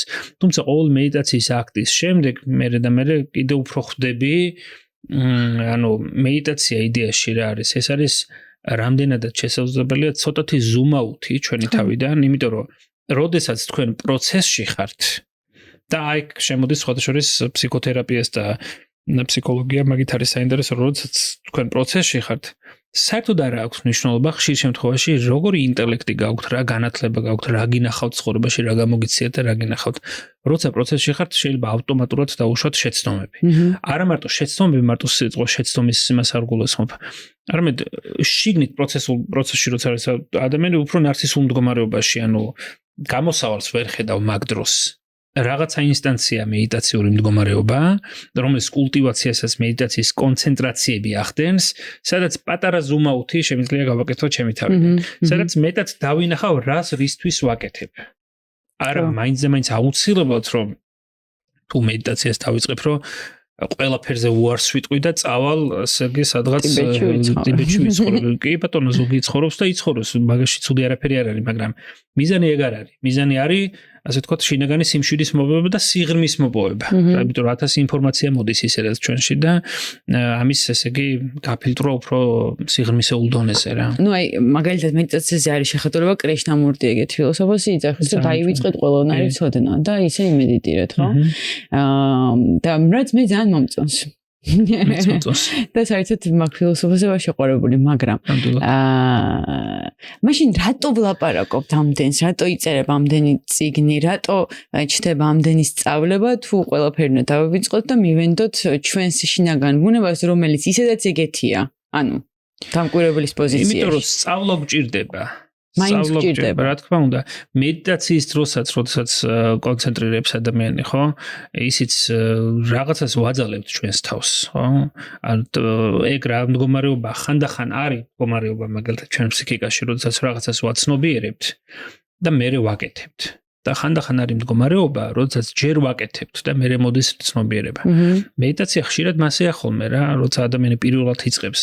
იმას საერთოდ არ უნდა, რატო უნდა მოუნდეს ადამიანს დაჯდეს 1 საათი და სუნთქვას უსმენოს. ნუ იდეაში კი, რატო შეიძლება არ მოუნდეს პირიქით, ანუ თავისთავად მაგ აქტში არაფერი სასიამოვნო არ არის. მერე და მერე კი შემოდის სიმშვიდის განცდა. მაგრამ მაგას ცნობიერად აკეთებ, მე მინდა რომ გავაკეთო, იმიტომ რომ პირობითად ვიყო კარგად. არ ვარ ეხა კარგად და ვიყო. იმიტომ რომ ვაკეთებთ, რატომ მაგაზე ვსაუბრობთ ჩვენ ხო მაგით გჭირდება ეგ ცოდნა რომელიც მერე და მერე ხელი შემშლელია რა თქმა უნდა ხო ახლა ჩვენი პოდკასტის ახლა რასაც ვიწერთ ადამიანი თუ მოусმენს და დაგეგმავს რომ მოდი ახლა ერთ კვირაში ჩვენ რაც ვილაპარაკეთ ეგ უნდა განვიცადო ეს არის ყველა ვარიანტში ხელი შემშლელი საბოლოოდ ამ ყველაფერზე უარი უნდა თქვას და მიყვეს ამ დინებას მაგრამ ნუ რაღაცას გაფორმებას და ცოდნაში მოქცევას ვცდილობთ კრიშნამურტი ახსენეთ თქვენ და ძალიან მიყვარს მოკლედ აი მაგ მიმართულებით ალბათ ცნობიერების სკოლის მიმართულებით ერთ-ერთი ყველაზე დიდი მკვლევარია და ავტორი ნამდვილად.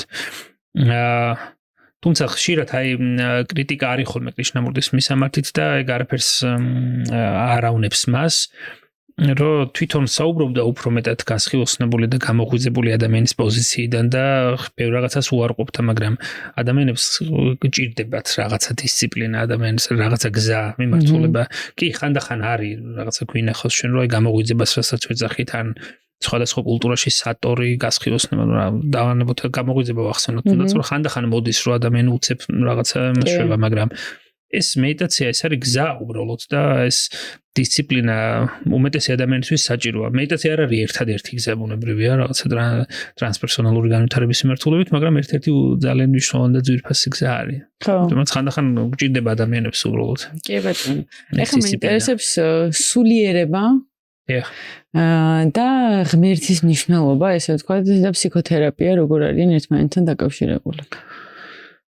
ო ჩვენ პირობითად შეგვიძლია ვთქვათ, რომ აი შევადაროთ აი ფსიქოთერაპია, როგორც მეცნიერება დაკავშირებული არის, ну, რა ვიცი, ბევრს ამბობენ, რომ ფროიდმა რო დაწერა 1900 წელს სიზმრების ინტერპრეტაცია, მაქედან დაიწყო. ну, მანამდეც იყო რაღაც ნაშრომები, ვთქვათ, მაგრამ აი მოდი ასე ვთქვათ, მე-20 საუკუნის დასაწყისზე ფსიქოთერაპიას გულისხმობ და არა ფსიქოლოგიას როგორც მეცნიერებას, ხო? მანამდე ფსიქოთერაპევტი პროფესიული კუთხით. ამ შემთხვევაში ვსაუბრობ დასავლურ საზოგადოებაზე, ხო? მაგეც დავაკონკრეტოთ, იმიტომ რომ დასავლეთის გარდა საფოროც ნამდვილია. დასავლურ საზოგადოებაზე გულისხმობთ, რომლის წევრიც ნაწილიც ავად თუ კარგად ჩვენც ვართ ბუნებრივია. ფსიქოთერაპია როგორც პროფესია გაჩნდა მაშინ. ეს არ გულისხმობს იმას, რომ ადამიანს ფსიქოლოგიური დახმარება არ ჭირდებოდა ადრე. თუმცა შეგვიძლია ვთქვათ, რომ ამის ინსტიტუციური საჭიროება შეიძლება ნაკლები იყო. რასთან არის ეს დაკავშირებული? ფროიდიც თავის დროზე ფსიქოთერაპიას და ფსიქოანალიზს ეძახდა თავისი დროის პროდუქტს. რასთან არის ეს დაკავშირებული? მე-19 საუკუნე, მე-19 საუკუნის მეორე ნახევარი განსაკუთრებით და მე ახლა უკვე ხედავთ საერთოდ რა ხდება. ეს არის ადამიანები სოფლებიდან, პატარა დასახლებებიდან მასობრივად გადავიდა დიდ საცხოვრებლებში. დიდ ქარხნებში დაიწყო მუშაობა. ბევრი ადამიანმა დაიწყო ერთმანეთთან კომუნიკაცია, რამაც გამოიწვია გარკვეულწილად ადამიანების გაუცხოება. მოიტანა სხვადასხვა ტიპის სიმპტომები. მე არ ვლაპარაკობ, რომ ეს ტექნოლოგიური პროგრესი ცუდია, ეს არის გარდაუვალი და საჭირო ცხადია, მაგრამ ნუ ფსიქურად გულისხმობ, ხო? და ამან დაბადა სივრცე, რომ ესე იგი ინსტიტუციური საჭიროება გამხდარიყო. ფროიდი თავისი არსით იყო მეცნიერი ადამიანი და მისი ინტერესი, როდესაც იქნებოდა ფსიქოანალიტიკური თერაპია, იყო რომ მჭხიბავებისგან, ათელმხილველებისგან, სხვადასხვა ადამიანისგან, რელიგიისგანაც, მათ შორის მისი ინტერესი ეგეც იყო, გამოეგლიჯა ფსიქოთერაპია და დაექვემდებარებინა სამეცნიერო დისკურსს. მისი ინტერესი ეგ იყო. მაშინაც და ჩვენ ფროიდის ნაშრომებსაც როდესაც უყურებთ და იმდროინდელი მე-20 საუკუნის პირველ ნახევარი და იმაში უფრო ძველი ფსიქოანალიტიკოსების ნაშრომებს ხშირად ვნახულობთ აი იმდროინდელი ვენის საზოგადოების განწყობებს და ნუ შეგვიძლია რაღაცა ევროპული საზოგადოების ევროპაზე ერთადაც აქ საუბარი ამ შემთხვევაში ხო იყო რა რომ სექსუალობა იყო მაქსიმალურად რეპრესირებული დღესაც არის ცხადია მაგრამ ნუ სხვადასხვა ფორმებით ეს ბადებდა სხვადასხვა ტიპის სიმპტომებს და უფრო ხშირად გვხდებოდა რაღაც ტიპის ნევროზული სპექტრის ისინი და ერთ-ერთი მიზეზი მათ შორის ის იყო რომ ადამიანებს მე ამ შემთხვევაში არ შევდივარ რელიგია კარგია თუ ცუდი ბუნებრივია ხო საუბრობ იმ განცდებზე რომელიც ჩანს იმ დროინდელი кейსების განხილვიდან ერთ-ერთი მიზეზი იყო ის რომ ადამიანი მიდიოდა თერაპიაზე უხეშად ზოგადად რომ ღმერთისგან განთავისუფლებულიყო ეს ქონა ტვირთად ღმერთი ტრადიციები მორალი მათ შორის მორალი ბევრს აქვს ისედაც ტვირთად ეს უნივერსალური ეს არის ამისგან განთავისუფლება და ფსიქოანალიტიკოსთან და ფსიქოთერაპევტთან იყო დაკვეთა რომ ამ მისგან განთავისუფლებულიყო ამ ცოდვებისგან დღეს დაკვეთა შეიცვალა ნიცშემ ცოტა ნაადრევად თქო რომ ღმერთი მოგდო ხო ადამიანებისთვის დღეს ადამიანი მიდის თერაპევტთან ღმერთის საძებნელად ანუ ესენი განსხვავებები არის ანუ სულიერება ანუ რაღაცა დროის შემდეგ საინტის ეძახიანებას უფრო ცუდი გაგებით მაგრამ განწყობა უფრო იყო რომ მეცნიერული პროგრესი და სამეცნიერო პროგრესი მოაგვარებს ადამიანის ყველა პრობლემას მე წავალ ქალაქში ვიმუშავებ დიდ ქარხანაში მექნება უკეთესი შემოსავალი და всё მორჩება ამით ყველაფერი და მეცნიერება ყველაფერს გადაგვიწყვეტავს საბოლოოდ მეცნიერება ბევრ რამეს იზამს ბუნებრივია და კიდე ისეთი რაღაცები მოდის რომ აწიკაც მარცის რა იქნება მაგრამ ну ადამიანის ფსიქიკა იგივეა ამ ეტაპზე მაინც ხო როგორც იყო თქვა 2000 წლის წინაც რომ ჩვენ გვაქვს არაცნობიერი ჩვენ უშვებთ შეცდომებს ჩვენ გვაქვს ადამიანური განცდები ემოციები რომელიც ხან მინუსია ჩვენთვის ხან პლუსია უბრალოდ დრო იცვლება და რაღაც ტიპის სიმპტომებიც იცვლება ამიტომაც ხშირად ფსიქოანალიტიკური თერაპია იქნება თუ სხვა ტიპის თერაპია ადამიანებმა შეიძლება რაღაც შეცდომა დაუშვას რომ იდენტიფიცირდეს თვითონ პრაქტიკასთან რომ აი რაღაცა პოზიციიდან როცა საუბრობენ ხო ფსიქოანალიზი პირველ რიგში ეს არის არა თეორია არამედ პრაქტიკა რომელიც აი საუბრის დასაწყისში ვახსენე რევოლუციური იდეა რომ ჩვენ გვმართავს არაცნობიერი სურვილები განდევნილი ემოციების რახვები და ასე შემდეგ და ამას თუ დაუახლოვდებით ჩვენ ცხოვრებაზე მეტად შეგვეძლება რაღაც ტიპის გავლენის მოპოვება და ამავე დროს მაგაზე უფრო მნიშვნელოვანი ალბათ კიდევ არის ის რომ ჩვენი ფსიქიკური სიმყარე იქნება იმ დონეზე რომ სხვადასხვა ტრამბულ გამოცდილებებს უფრო მარტივად გაუმკლავდებით კონტეინერს რაც ეძახიან ემოციების და აი ამას ემსახურება მოკეთ ეს ყველაფერი და დღევანდელი ის რომ ახლა ვთქვათ დასავლურ საზოგადოებაში უფრო მეტად შემოვიდა აღმოსავლური ისინი რაღაცა სულიერი განვითარების რაღაცა ეგეც მაგის პასუხია განსაკუთრებით აი ბუდიზმს რო შევეხოთ რომელიც მე ძალიან მეძვირფასება ასე რომ ვთქვათ მაგრამ დასავლური ადამიანისთვის ბუდიზმი ამავე დროს შეიძლება იყოს ძალიან პრაქტიკული. იმიტომ რომ ერთი მხრივ რაღაც სულიერებას სთავაზობს ადამიანს და მეორე მხრივ არ გაიძულებს სხვადასხვა ჩაღრმავებული მის გარდა რომ მაინც და მაინც ესე იგი რელიგიური პრაქტიკით იცხოვროს. სხვა შორის კვლევები არსებობს ბევრი, აი თუ სწორად მახსოვს ესე იგი ადამიანთა ნაწილი დასავლეთშია ესე რომელ ქვეყანაში არ ვიცი მაგრამ მე მგონი სოფლიო მასშტაბით რაღაც კუთხით რა ესე იგი უფრო და უფრო მეტი ადამიანი არის ნაკლებად მიმდევარი ორგანიზებული რელიგიის სხვადასხვა ორგანიზებული რელიგიის და წლების განმავლობაში რა დეკადებად რო შეხედოთ მაგრამ ამავე დროს უფრო და უფრო მეტი ადამიანი არის რომელსაც სჯერა რომ რაღაც აკონტროლებს სამყაროში ახლა არც ღმერთს ეძახის არც მას შეიძლება რაღაც ორგანიზებული საერთოდ ყოველ კვირას ეკლესიაში და ეძახის ხო რაღაცა ტრანსცენდენტის სჯერა მოკლედ ხო და მეტაფიზიკური სამის განსვლა არის და ამ ხალხს ასე ვთქვათ რაღაც ტიპის მიმართულება ხან ჭირდება ხოლმე და ხან რას შეაფარებენ თავს და ხან რას. თუმცა აი ბუდიზმი და უკაცრავად ბუდიზმი და ეს პრაქტიკები ვახსენე, რომელიც თავისი არსით სეკულარულია და ნამდვილად რაღაცა უდიდესი ჩაღრმავების პოტენციალის საშუალებას გვაძლევს კი ბატონო. ერთი ძალიან სასაცილო ვიდეო გამახსენდა რეთ გოგოზის და იცახის რომ ასე რო იცახენ ხა სპირიტუალიზმი და სპირიტუალობა ხა ხოლმე რაღაცნაირი მოდაში შემოვიდა რა რაღაცა ამხელა ტექნოლოგიურმა გარღვევამ როგორც შენასწავლე მოიტანა ესეც და შემოვიდა ეს სულიერებას და არიან ადამიანები თქო გიძახის რომ ვინც ამბობს რომ სულიერება მე სულიერება არ მაინტერესებს მე სულიერება არ მაინტერესებსო და ისო გიძახდა რა არ გაინტერესებსო ენერგია არ გაინტერესებსო ანუ რა არ გაინტერესებსო ანუ რეალურად სულიერება რა გგონიათო რა არ არის ხო ეს არც ერთ რელიგიასთან და არც ერთ ღმერთთან არ არის დაკავშირებული ეს სულიერება არის რაღაც აი იდეაში კომპლექსია, ხო, რაღაცა სისტემა არის, რაღაც სულიერება, რომელიც იდეაში მიზნად არის გვისახავს იმას, რომ ჩავუღმავდეთ საკუთარ თავს და ჩვენს ცხოვრებას შიგნით უფრო შევტრიალდეთ, ხო? და არ ასოცირდება კონკრეტულ ღმერთთან, ან კონკრეტულ რელიგიასთან და არ არის მარტო. ვიღაცისთვის ასოცირდება, ვიღაცისთვის არა, მაგრამ რო გავშალოთ ეგ საკითხი, კი ბატონო. მასე არის აი ეს მედიტაცია და ფსიქოანალიზი ვახსენე მეთქი, ხო? აი ამ სფეროების დაახლოება რატო არის საინტერესო და მნიშვნელოვანი, რომ ერთი მხრივ ჩვენ ხედავთ ადამიანთა კატეგორიას, რომელიც სხვადასხვა თუნდაც სულიერი განვითარების პრაქტიკაშია ჩართული მედიტაციურ იმაში და წარმოდგენა არ აქვს ფსიქოლოგიურ მექანიზმებზე, არ არის აუცილებელი ზეპირად ვიცოდე, მე ვთქვათ რაღაცა DSM-ის და ICD-ის კრიტერიუმები, ხო, უბრალოდ წარმოდგენა არ აქვს და შეიძლება ხანდახან რაღაც ტიპის პათოლოგია მოეჩვენოს ღმერთის საჩუქრად, მაგალითად, და მეორე მხრივ ჩვენ შეიძლება შევხედოთ ადამიანებს ფსიქოთერაპიაში ჩართული, რომელიც არის ძალიან გადაღლილი პირადი ისტორიებით, პირადი ამბებით, პირადი რაღაცებით და რაღაცა სიღრმეს ვერ ხედავენ ვერსად მოკლედ რა და მესმის ამ ადამიანებისთვისაც. ამიტომაც არის აი ფსიქოანალიზი დაიბადა თქვათ ისეთი ფროიდის ხელში, მაგრამ ფსიქოანალიზის წიაღშიც წარმოიშვა მიმდინარეობები, რომელიც ძალიან ძვირფასია, რომელმაც მეტი ხაზი გაუსვა სულიერებას. ისინი არ უარყოფენ ამ გაგებით ფროიდის მოწყობას, თუ აი იუნგი რო ავიღოთ მაგალითად, ხო?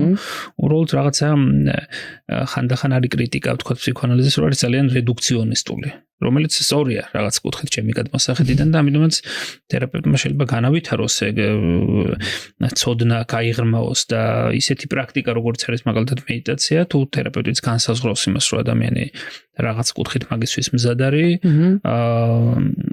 აი ტრანსპერსონალური განვითარება ვახსენე და მაგისთვის ის იყოს. აი ერთს დავამატებ უბრალოდ, რომ არ შევაშინოთ მსმენელი, რომ მედიტაცია არის ყველასთვის, ვინც სუნთქავს, მოკლედ. და პატარა მედიტაციური პრაქტიკები, ნუ ყველასთვის არის, მოკლედ მეტნაკლებად რა პრობლემაც არ უნდა კონდეს, ღრმა ფსიქოსში მყოფი ადამიანი, სადაც მედიტაციას კი არა ბევრ რამეს ვერ აკეთებს, მაგას არ გულისხმობ. უბრალოდ რაღაცა საფრთხეებზე, რაზეც ვილაპარაკე, ამ შემთხვევაში ვსაუბრობ ინტენსიურ მედიტაციებზე, რომელიც დღეში ხან რამდენიმე საათი შეიძლება გაგრძელდეს და ყოველდღიურად და განსაკუთრებით სხვადასხვა რიტრიტები, რომელიც არის, მაგ დროს მაგ საფრთხეს გულისხმობ, თორე ისე მედიტაცია ყველასთვის არის ხალხი. კი ბატონო. ეგ უნდა მეკითხე შემდეგი, რომ არსებობს თუ არა რაღაც მომენტი და უკვე გამეცი მაგაზე პასუხი და მაინტერესებს აი იდეაში საბოლოო ჯამში შევაჯეროთ რა არის განსხვავება და რა არის თუ გვაქვს რამე ერთნაირი ფსიქოთერაპიაში და მედიტაციაში. ანუ აი მაგალითად ფსიქოთერაპიაში საკუთარ თავზე დაკვირვება სხვანაირად ხდება და მედიტაციაში სხვანაირად ხდება თუ არის რაღაც საერთო წერტილები? სხვადასხვანაირად ხდება, მაგრამ აი ცოტა თრო შევხედოთ შორიდან საერთო წერტილები ბევრია.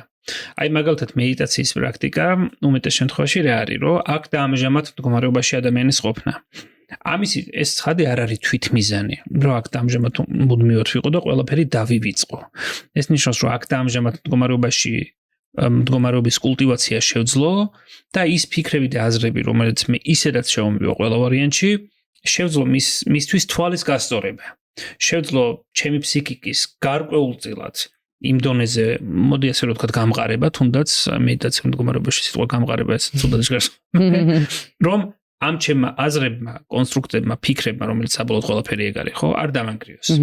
ფსიქოთერაპიაში, ფსიქოანალიზშიც და პრინციპში ფსიქოანალიზში განსაკუთრებით, მაგრამ სხვადასხვა ფსიქოთერაპიებშიც არის ის, რომ პირიქით როდესაც რაღაც აზრი მოდის, ანალიტიკოსი და თერაპევტი გეუბნებათ, რომ აი ჩაუღრმავდით, აბა ჩავყევით და აი ძაფის რომ მოეჭიდება ადამიანი და ჩადის. ხშირად ფსიქოდინამიკურ თერაპიებს აკრიტიკებენ. იმისთვის, რომ რა საჭიროა, რომ აი რაღაცა ბავშვობის რა ტრაუმა გამახსენდა და ბავშვობაში მამა ჩემმა თუ დედა ჩემმა თუ მეზობელმა ამათი განხილვა და რა როლი მაქვს და მოგეთ არ არის რა საჭირო თითქოს რომ მოდი რა დავანებოთ ამას თავი და მომავალზე კონცენტრირდეთ. მომავალიც არ არის ცუდი კი ბატონო, მაგრამ აქ მიზანი რა არის? მიზანი არის, რომ პრობლემა რა არის უпростоრად ხშირად. პრობლემა ჩვენი წარსული არის იმდენად, რამდენადაც მისი რეალური ისტორიზაცია არ მომხდარა. მე წარსული მაწუხებს იმდენად, რამდენადაც ის წარსულში არ დარჩენილა. დღემდე მომყვება. ფსიქოანალიზის, ფსიქოდინამიკური თერაპიების მიზანი არის, რომ ჩავიდე იქ, თქვათ, გავაანალიზო და მართლაც იქ დავტოვო. არა ის რომ თვითმიზანი რომ მაინც მუდმივად ვიღაცების რაღაცები უაბრალო ან ისინი ხო მართლა მოხდეს რეალური ისტორიზაცია ამ გაგებით ესე იგი მსგავსია ხო მედიტაციური ის მიუხედავად იმისა რომ პრაქტიკა ამ შემთხვევაში რადიკალურად განსხვავებულია ნუ საბოლოოდ მაინც აი ფსიქოანალიზი ამბობენ ხოლმე და ცოტა გადაჭარბებული მეჩვენება რომ აი რამდენიმე წლის შემდეგ თქვენ გაანალიზებთ რომ აი რაღაცა თურმე ცხოვრებაში რაღაცა როლი გაქვთ და მე გაანალიზების შედეგად გახდებით კარგად. ხანდახან მართლაც მასია ეს, ხანდახან მოდის ინსაიტი უძვირფასესი. მაგრამ მაგაზე უფრო მნიშვნელოვანი არის ის რომ ჩემი ფსიქიკა აი მოდი ასე რომ ვთქვათ როგორც სხეულს ჭირდება ვარჯიში, აი ფსიქიკის ვარჯიში ეგეც იმ დონეზე არის უკვე გაწვრთნილი, აი ესეთი ტერმინია, ხო? რომ სხვადასხვა ტრაუმულმა გამოცდილებამ წარსული იქნება თუ რა იქნება არ დამაზიანოს. და მეორე მხარე კიდე აი ჩემთვის როგორც თერაპევტისთვის უკითხავთ ხოლმე და ეს პაციენტების ძალიან ხშირი კითხვა ბუნებრივია ეს, რომ რა გავაკეთო, რა ვქნა. რაღაც ძალიან ელემენტარულზე პასუხი ყველა მიცის ისედაც, მაგრამ აი ორი რაღაცა არჩევანი აქ ან ბევრი არჩევანი ადამიანის ცხოვრებაში სხვადასხვა მიმართულებით და აი რა ვქნა სად გადავდგა ნაბიჯი მე არ ვარ არც ურთიერთობის კოუჩი და არც რაღაცა უცნაურისნი ხო ანუ მიზანი ფსიქოთერაპიის საპასუხები კი არ არის ამ გაგებით მიზანი არის ის რომ რას რისთვის ვაკეთებთ ცხოვრებაში ეს გავაცნობიეროთ და მე უკვე თქვენი არჩევანი თქვენთან მოდის. იმიტომ რომ ძალიან ხშირ შემთხვევაში საერთოდ ვერ ვაცნობიერებთ. და რაღაცები არის რომ საერთოდ ვერც გავაცნობიერებთ კი ბატონო, მაგას შეგუებულები ვართ ისედაც, მაგრამ მიზანი არის რომ მეტად მიმიწოდებოდეს ხელი რას ნიშნავს ჩემთვის. და ადამიანებს ეს ხშირად გვავიწყდება ეს დაცვით იმითაც, ხო? ამასინათ ვიღაც ამბობდა რომ ქუჩაშიც რო გააჩერო ადამიანს რომ კითხო რას გრძნობ? რას ფიქრობ? მე ვერ გიპასუხებთ, ანუ ძალიან დაკარგული გვაქვს ხშირად ადამიანებს საკუთარ თავთან კონტაქტი და თერაპია რა არის ეს, რომ საკუთარ თავთან კონტაქტის დამყარება, რა რისთვის ვაკეთებ, რა როლი აქვს ჩემს ცხოვრებაში. თან ახლა შელაპარაკობ იდეალურ შემთხვევაში ჩემი აზრით. ხო, იდეალურ. ხო, იმიტომ რომ არის ეგეთი მოსაჯრებაც, რომ საქართველოში ფსიქოთერაპია, ფსიქოლოგთან სიარული, ნუ ბევრს იმედი გაცრუებია ახლა და რომ მოუყოლიათ სავსებით ვალიდურია მათი იმედის გაცრუება. ხო ხვდებით და მაგიტომ იდეალურ შემთხვევაში ნამდვილად ეგრე უნდა იყოს ალბათ რასაც იდეალურ შემთხვევაში მასე უნდა იყოს. კი, რაღაცა ტიპის იმედგაცრუება ხანდახან გარდაუვალია, არ ვიცავ ახლა ყველა კოლეგას, იმიტომ რომ ზოგიერთზე მართლაც რაღაცა ისეთი უცნაურობა შეიძლება გაიგო, რომ ნუ თმები ყალყზე დაგისკეს, ხო? მაგრამ ისეც ფსიქოთერაპიული პროცესი ხანდახან არის ცხადია სასიამოვნოც, ხანდახან რაღაცა ინსაიტიც მოდის, რაღაცა სიმშვიდის განცდა აქვს, ხანდახან არის ადამიანი მოდის და შეიძლება შეხვდეთ ისეთი პაციენტი, რომ პირველი იყოთ მის ცხოვრებაში, ვინც რეალურად მოусმინა მას მაგალითად. და აი ოდნავ გადაუხვევ ხოთ ამას რაც გამახსენდა, რომ ისედაც ჩვენ გვიჭირს მოსმენა. პრობლემური ადამიანები ერთმანეთს არ უსმენენ. აი და ძმას შეყვარებული ერთმანეთს მშობელი შვილს და უბრალოდ აი ესეთი მოხარშული თევზის თვალებით ადამიანები უყურებენ ერთმანეთს არ უსმენენ. აი მოსმენა ძალიან მნიშვნელოვანია და ნუ თერაპევტიც მაგას იმაშუება, ხო? რას რისთვის ვაკეთებთ, მაგრამ მეორე მხრივ ხანდახან ფსიქოთერაპია ხან უხერხულიც არის, ხან მტკივნეულიც არის, იმიტომ რომ კი ჩემი დაკვეთა თერაპიაზე რო თავი კარგად ვიგრძნოთ, ყოველთ არ მივდივარ, ხო? ანეკდოტების მოსაყოლად არ დადიან თერაპიაზე გასაგებია. მაგრამ ამავე დროს აი რაც საუბრის საზღში ვახსენე, გამოწვევა ეს არის რომ სიმპტომს ხელს არ უშვებს ადამიანი არაფრით. ლაკანი ამბობდა მაგას, რომ ადამიანში ყველაზე ნაღდი არის სიმპტომიო მოკლედ რა. ამიტომ ფსიქოთერაპიის მიმართულებებსაც გააჩნია. ზოგიერთი მიმართულება აკეთებს რას, რომ სიმპტომს დაეჯახება ესეთი ნაჯახით და დანით და პირდაპირ ცდილობს მის მოჭრას. ხანდახან რაღაც გაგებით შეიძლება მუშაობდეს, მაგრამ ეს ცოტა არახუმანური მიდგომა, ანუ სიმპტომს მოჭრა ანუ უარყოფა კი არ ჭირდება, სიმპტომს ჭირდება გაანალიზება. და ასევე ისიც იმის გაანალიზებაც ჭირდება თერაპევტის მხრიდან, თუ რა ძვირფასია მისთვის ეს სიმპტომი, მიუხედავად იმისა, რომ შეიძლება ანგრევდეს. ანუ რა ფუნქცია აქვს, ტყუილად ხო არ არის? კი, ერთ მხარეს მეცხოვრებას მიფუჭებს, მაგრამ მეორე მხარეს რაღაცას ემსახურება ის, აი რას ემსახურება, მაგას უნდა ჩაღრმავება. და ამას ამავე დროს ჭირდება დრო. კიდევ განსაკუთრებით სიღრმის ფსიქოლოგიაში და ფსიქოდინამიკურ და ფსიქოანალიტიკურ თერაპიებში რაც პრინციპში ერთდეგივე ფსიქოდინამიკურში შეგვიძლია გავაერთიანოთ, მაგიტომ მაგას დრო ჭირდება მოკლედ რა. მარტო ინსაიტზე არ დგას. ხანდახან კი რაღაც შეიძლება გაგვინათდეს, მაგრამ რაღაცა დრო ჭირდება, რომ გადავხარშო, გავაანალიზო და ყოველი სეანსის დროს რაღაც არ ხდება. ბევრი სეანსი შეიძლება იყოს მოსაწყენი, ბევრი სეანსი შეიძლება იყოს ისეთი განცდა, რომ არაფერი არ ხდება თითქოს ჩვენი დაცვითი მექანიზმები გვეწინააღმდეგებოდეს, ამიტომაც სამუშაო პაციენტსაც ბევრი აქვს. ცხადი აქ თერაპევტის პასუხისმგებლობა შემოდის, რომ ამაში საბოლოოდ რა არის, რომ თქვენ ყველაზე მეტი თქვენი შესახებ თქვენ თვითონ იცით. თერაპევტი არის დამხმარე, რა დონეზეც ახლოს მოუშვებთ მას, მაგრამ თერაპევტზეც არის დამოკიდებული როგორ მოვა, როგორი დამხმარე იქნება და სენსი, გრძნობა პაციენტის აქვს თუ არა. აი ეს ბონდ, რასაც იძახიან, შედგება თუ არა. თერაპევტი ალიანსი ეძახიან, მაგას კი ბატონო, ეგ არსებობს კი. არსებობს კი რა ყველაზე მნიშვნელოვანია. მე მგონი ყველაზე მნიშვნელოვანია კი. ბოლოსკენ ესეთი კითხვა მაქვს, რომ ეხა როცა საუბრობთ, სანამ ჩავთავდეთ კამერებს, მაგამდეც კითხე, რომ აი ხა ძალიან ტრენდულია ხო ეს ჰილინგები და ჰილერები და მკურნალები და ეს სულიერება და ყველაფერი და ყველა მეორე მედიტაციას ატარებს, ყველა მეორე რაღაცა ვორქშოპს აკეთებს, იმაშობა და აი რამდენად ნორმალურია, რამდენად შეიძლება ადამიანისთვის სარგებელი იყოს ან შეიძლება დამაზიანებელი იყოს, იმიტომ რომ ერთის მხრივ კი რა მოხდა და შეიძლება რაღაც წუთიერი შვება მოუტანოს რაღაცა იმის ხმის მოსმენამ, სიტყვაზე ვიძახი ხარავის არ ვაკინებ, რა თქმა უნდა, ძალიან იდეალურია, მე თვითონ დავსწრები ვარ და ძალიან მომწონს, მაგრამ აი იმ კუთხით, რა კუთხითაც ეს ყველაფერი ტარდება და რა ფორმაც ამ ყველაფერს ეძლევა და პლუს აქ ყარ არსებობს რაღაც კონკრეტული სწავლებები ხო ზოგი უბრალოდ თავიანთი გამოცდილებით აკითხული წიგნებით ამითი აკეთებს ყველაფერს რას ფიქრობთ საერთოდ ამას ხო დავიწყოთ იმით რომ ძალიან დროული კითხვა ნამდვილად და აქტუალური ყოველთვის იყო ალბათ რაღაცა კაპიტალისტური ბაზრის პრინციპებით შემოდის ცხადე აქაც და ადამიანებს თერაპევტს ძალიან დიდი შორტკატი უნდა რომ უცებ დიდი ფული იშოვოს, რაღაცა გააპიაროს. ჯერ ერთი ყველა ტექნიკაზე ვერ გავაკეთებ კომენტარს, ვიდრე ყველა არ ვიცი, ზოგი როგორ მუშაობს, ზოგი როგორ და ფუნდამენტურად რაღაცა ერთი ხელის მოსვით ყველაფერზე ვერ ვიტყვი, მაგრამ ეგ რისკი მედიტაციის მიმართულებითაც და ფსიქოთერაპიის მიმართულებითაც არსებობს. მედიტაციაშიც არ ვიცი, რაღაცა რეკლამები ამოუგდია ხოლმე ინტერნეტში და რაღაცა სრულად უცნაური, მინიმუმ ვიტყვი, რომ უცნაური არ ვიცი რეალურად როგორ მუშაობს, მაგრამ ხან შეიძლება იყოს ისეთი დაპირებაც, რომელიც ძალიან უკვე კითხვის ნიშანს აჩენდეს. ასევე თერაპიაში რომ ორი ვიზიტით და თქვენი ცხოვრება შეიცვლება და რაღაცა იქ მაგათ ვეძახი თვითონ აი კოუჩებს არაფერს არ ვსჭი ფუნდამენტურად, მაგრამ აი ზოგიერთს ასე ვთქვათ თერაპევტსაც რომ აი პრიალებს ადამიანი რა ეს პროდუქტია რა შენახული ისეთი საბაზრო და აი სხეულის ყველაფერს ყურადღებას აქცევს და რაღაც აფერისტულად საუბრობს, მოგეთ მინიმუმ მოდი ასე რომ ვთქვათ ეჭვის შეტანის საფუძველი შეიძლება არსებობდეს. ერთი რაც შეიძლება დაფიქრდეს ადამიანი არის რა თერაპია და თერაპიული ეფექტი. თერაპია რა არის? თერაპია არის, როდესაც მე მაქვს რაღაცა ინსაიტები, ცხოვრებაში რაღაცას გადავამუშავებ, გადავხარშავ, რაღაცას მივხვდები უკეთესად. ეს არის თერაპია. თერაპიული ეფექტი შეიძლება ქონდეს ბევრ რამეს. თერაპიული ეფექტი შეიძლება ქონდეს რაღაცა არომათერაპია, ის მასაჟი, ეს მასაჟი.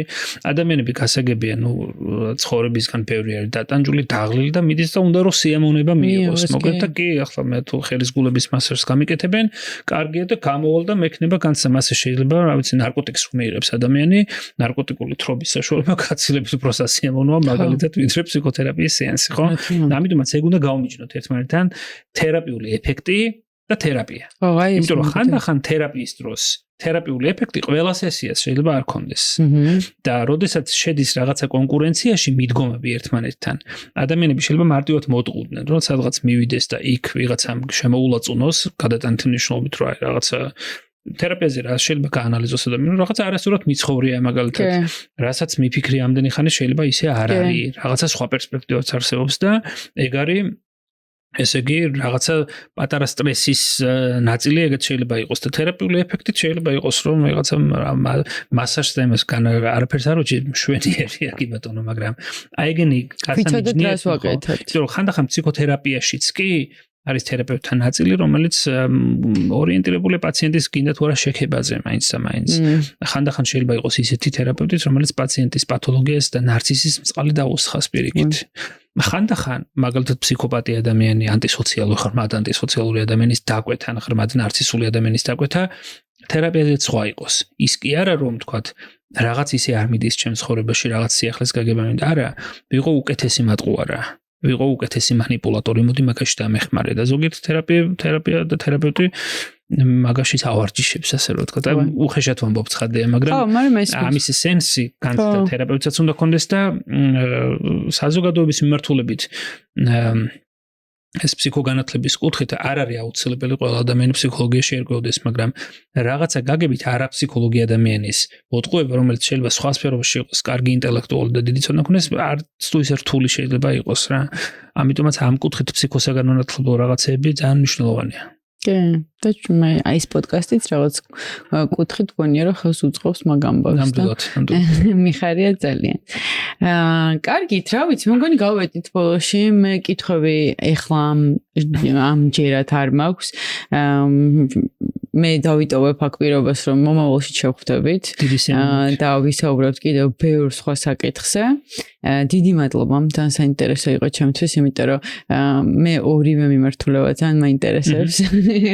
და ეთქობა კიდეც ალბათ პოდკასტის ყველაფერი და ხო ყურადღებით უნდა იყოს ყველა ჩემი აზრით და აი ბოლოს რაც თქვი ძალიან ყურადღებით უნდა იყვნენ მოკლედ რა იმიტომ რომ ეხლა ბევრი რეკლამა და ბევრი ვიდეო მომიგდო სადაც ადამიანების ცხოვრების შეცვლას პირდებიან რაღაც გაურკვეველი არანაირი განათლების მქონე ადამიანები რომლებიც საკუთარი ცხოვრების მაგალითზე აპირებენ სხვის ცხოვრებას შეცვალონ რაც შესაძლებელია, არ ვამბობ, რომ ესე იქნება, მაგრამ შესაძლებელია აღმოჩნდეს მინიმუმ იმედის გამცრუებელი პატარა კომენტარს გავაკეთებ. თუ ადრე, დღეს რა დროში ვცხოვრობთ, რომ ეს არის ინფორმაციით ვიბომბებით ყველა მხრიდან, ლამის უთოს ჩართავს ადამიანი და იქიდანაც რაღაც ინფორმაცია მოდის, ხო? ეს კაცობრიობისთვის არის ძალიან ახალი. კაცობრიობის ისტორია მართლა რამდენი ათასლეულია, ხო? ესენი ძალიან ახალია ჩვენთვის, ჩვენი ფსიქიკისთვისაც.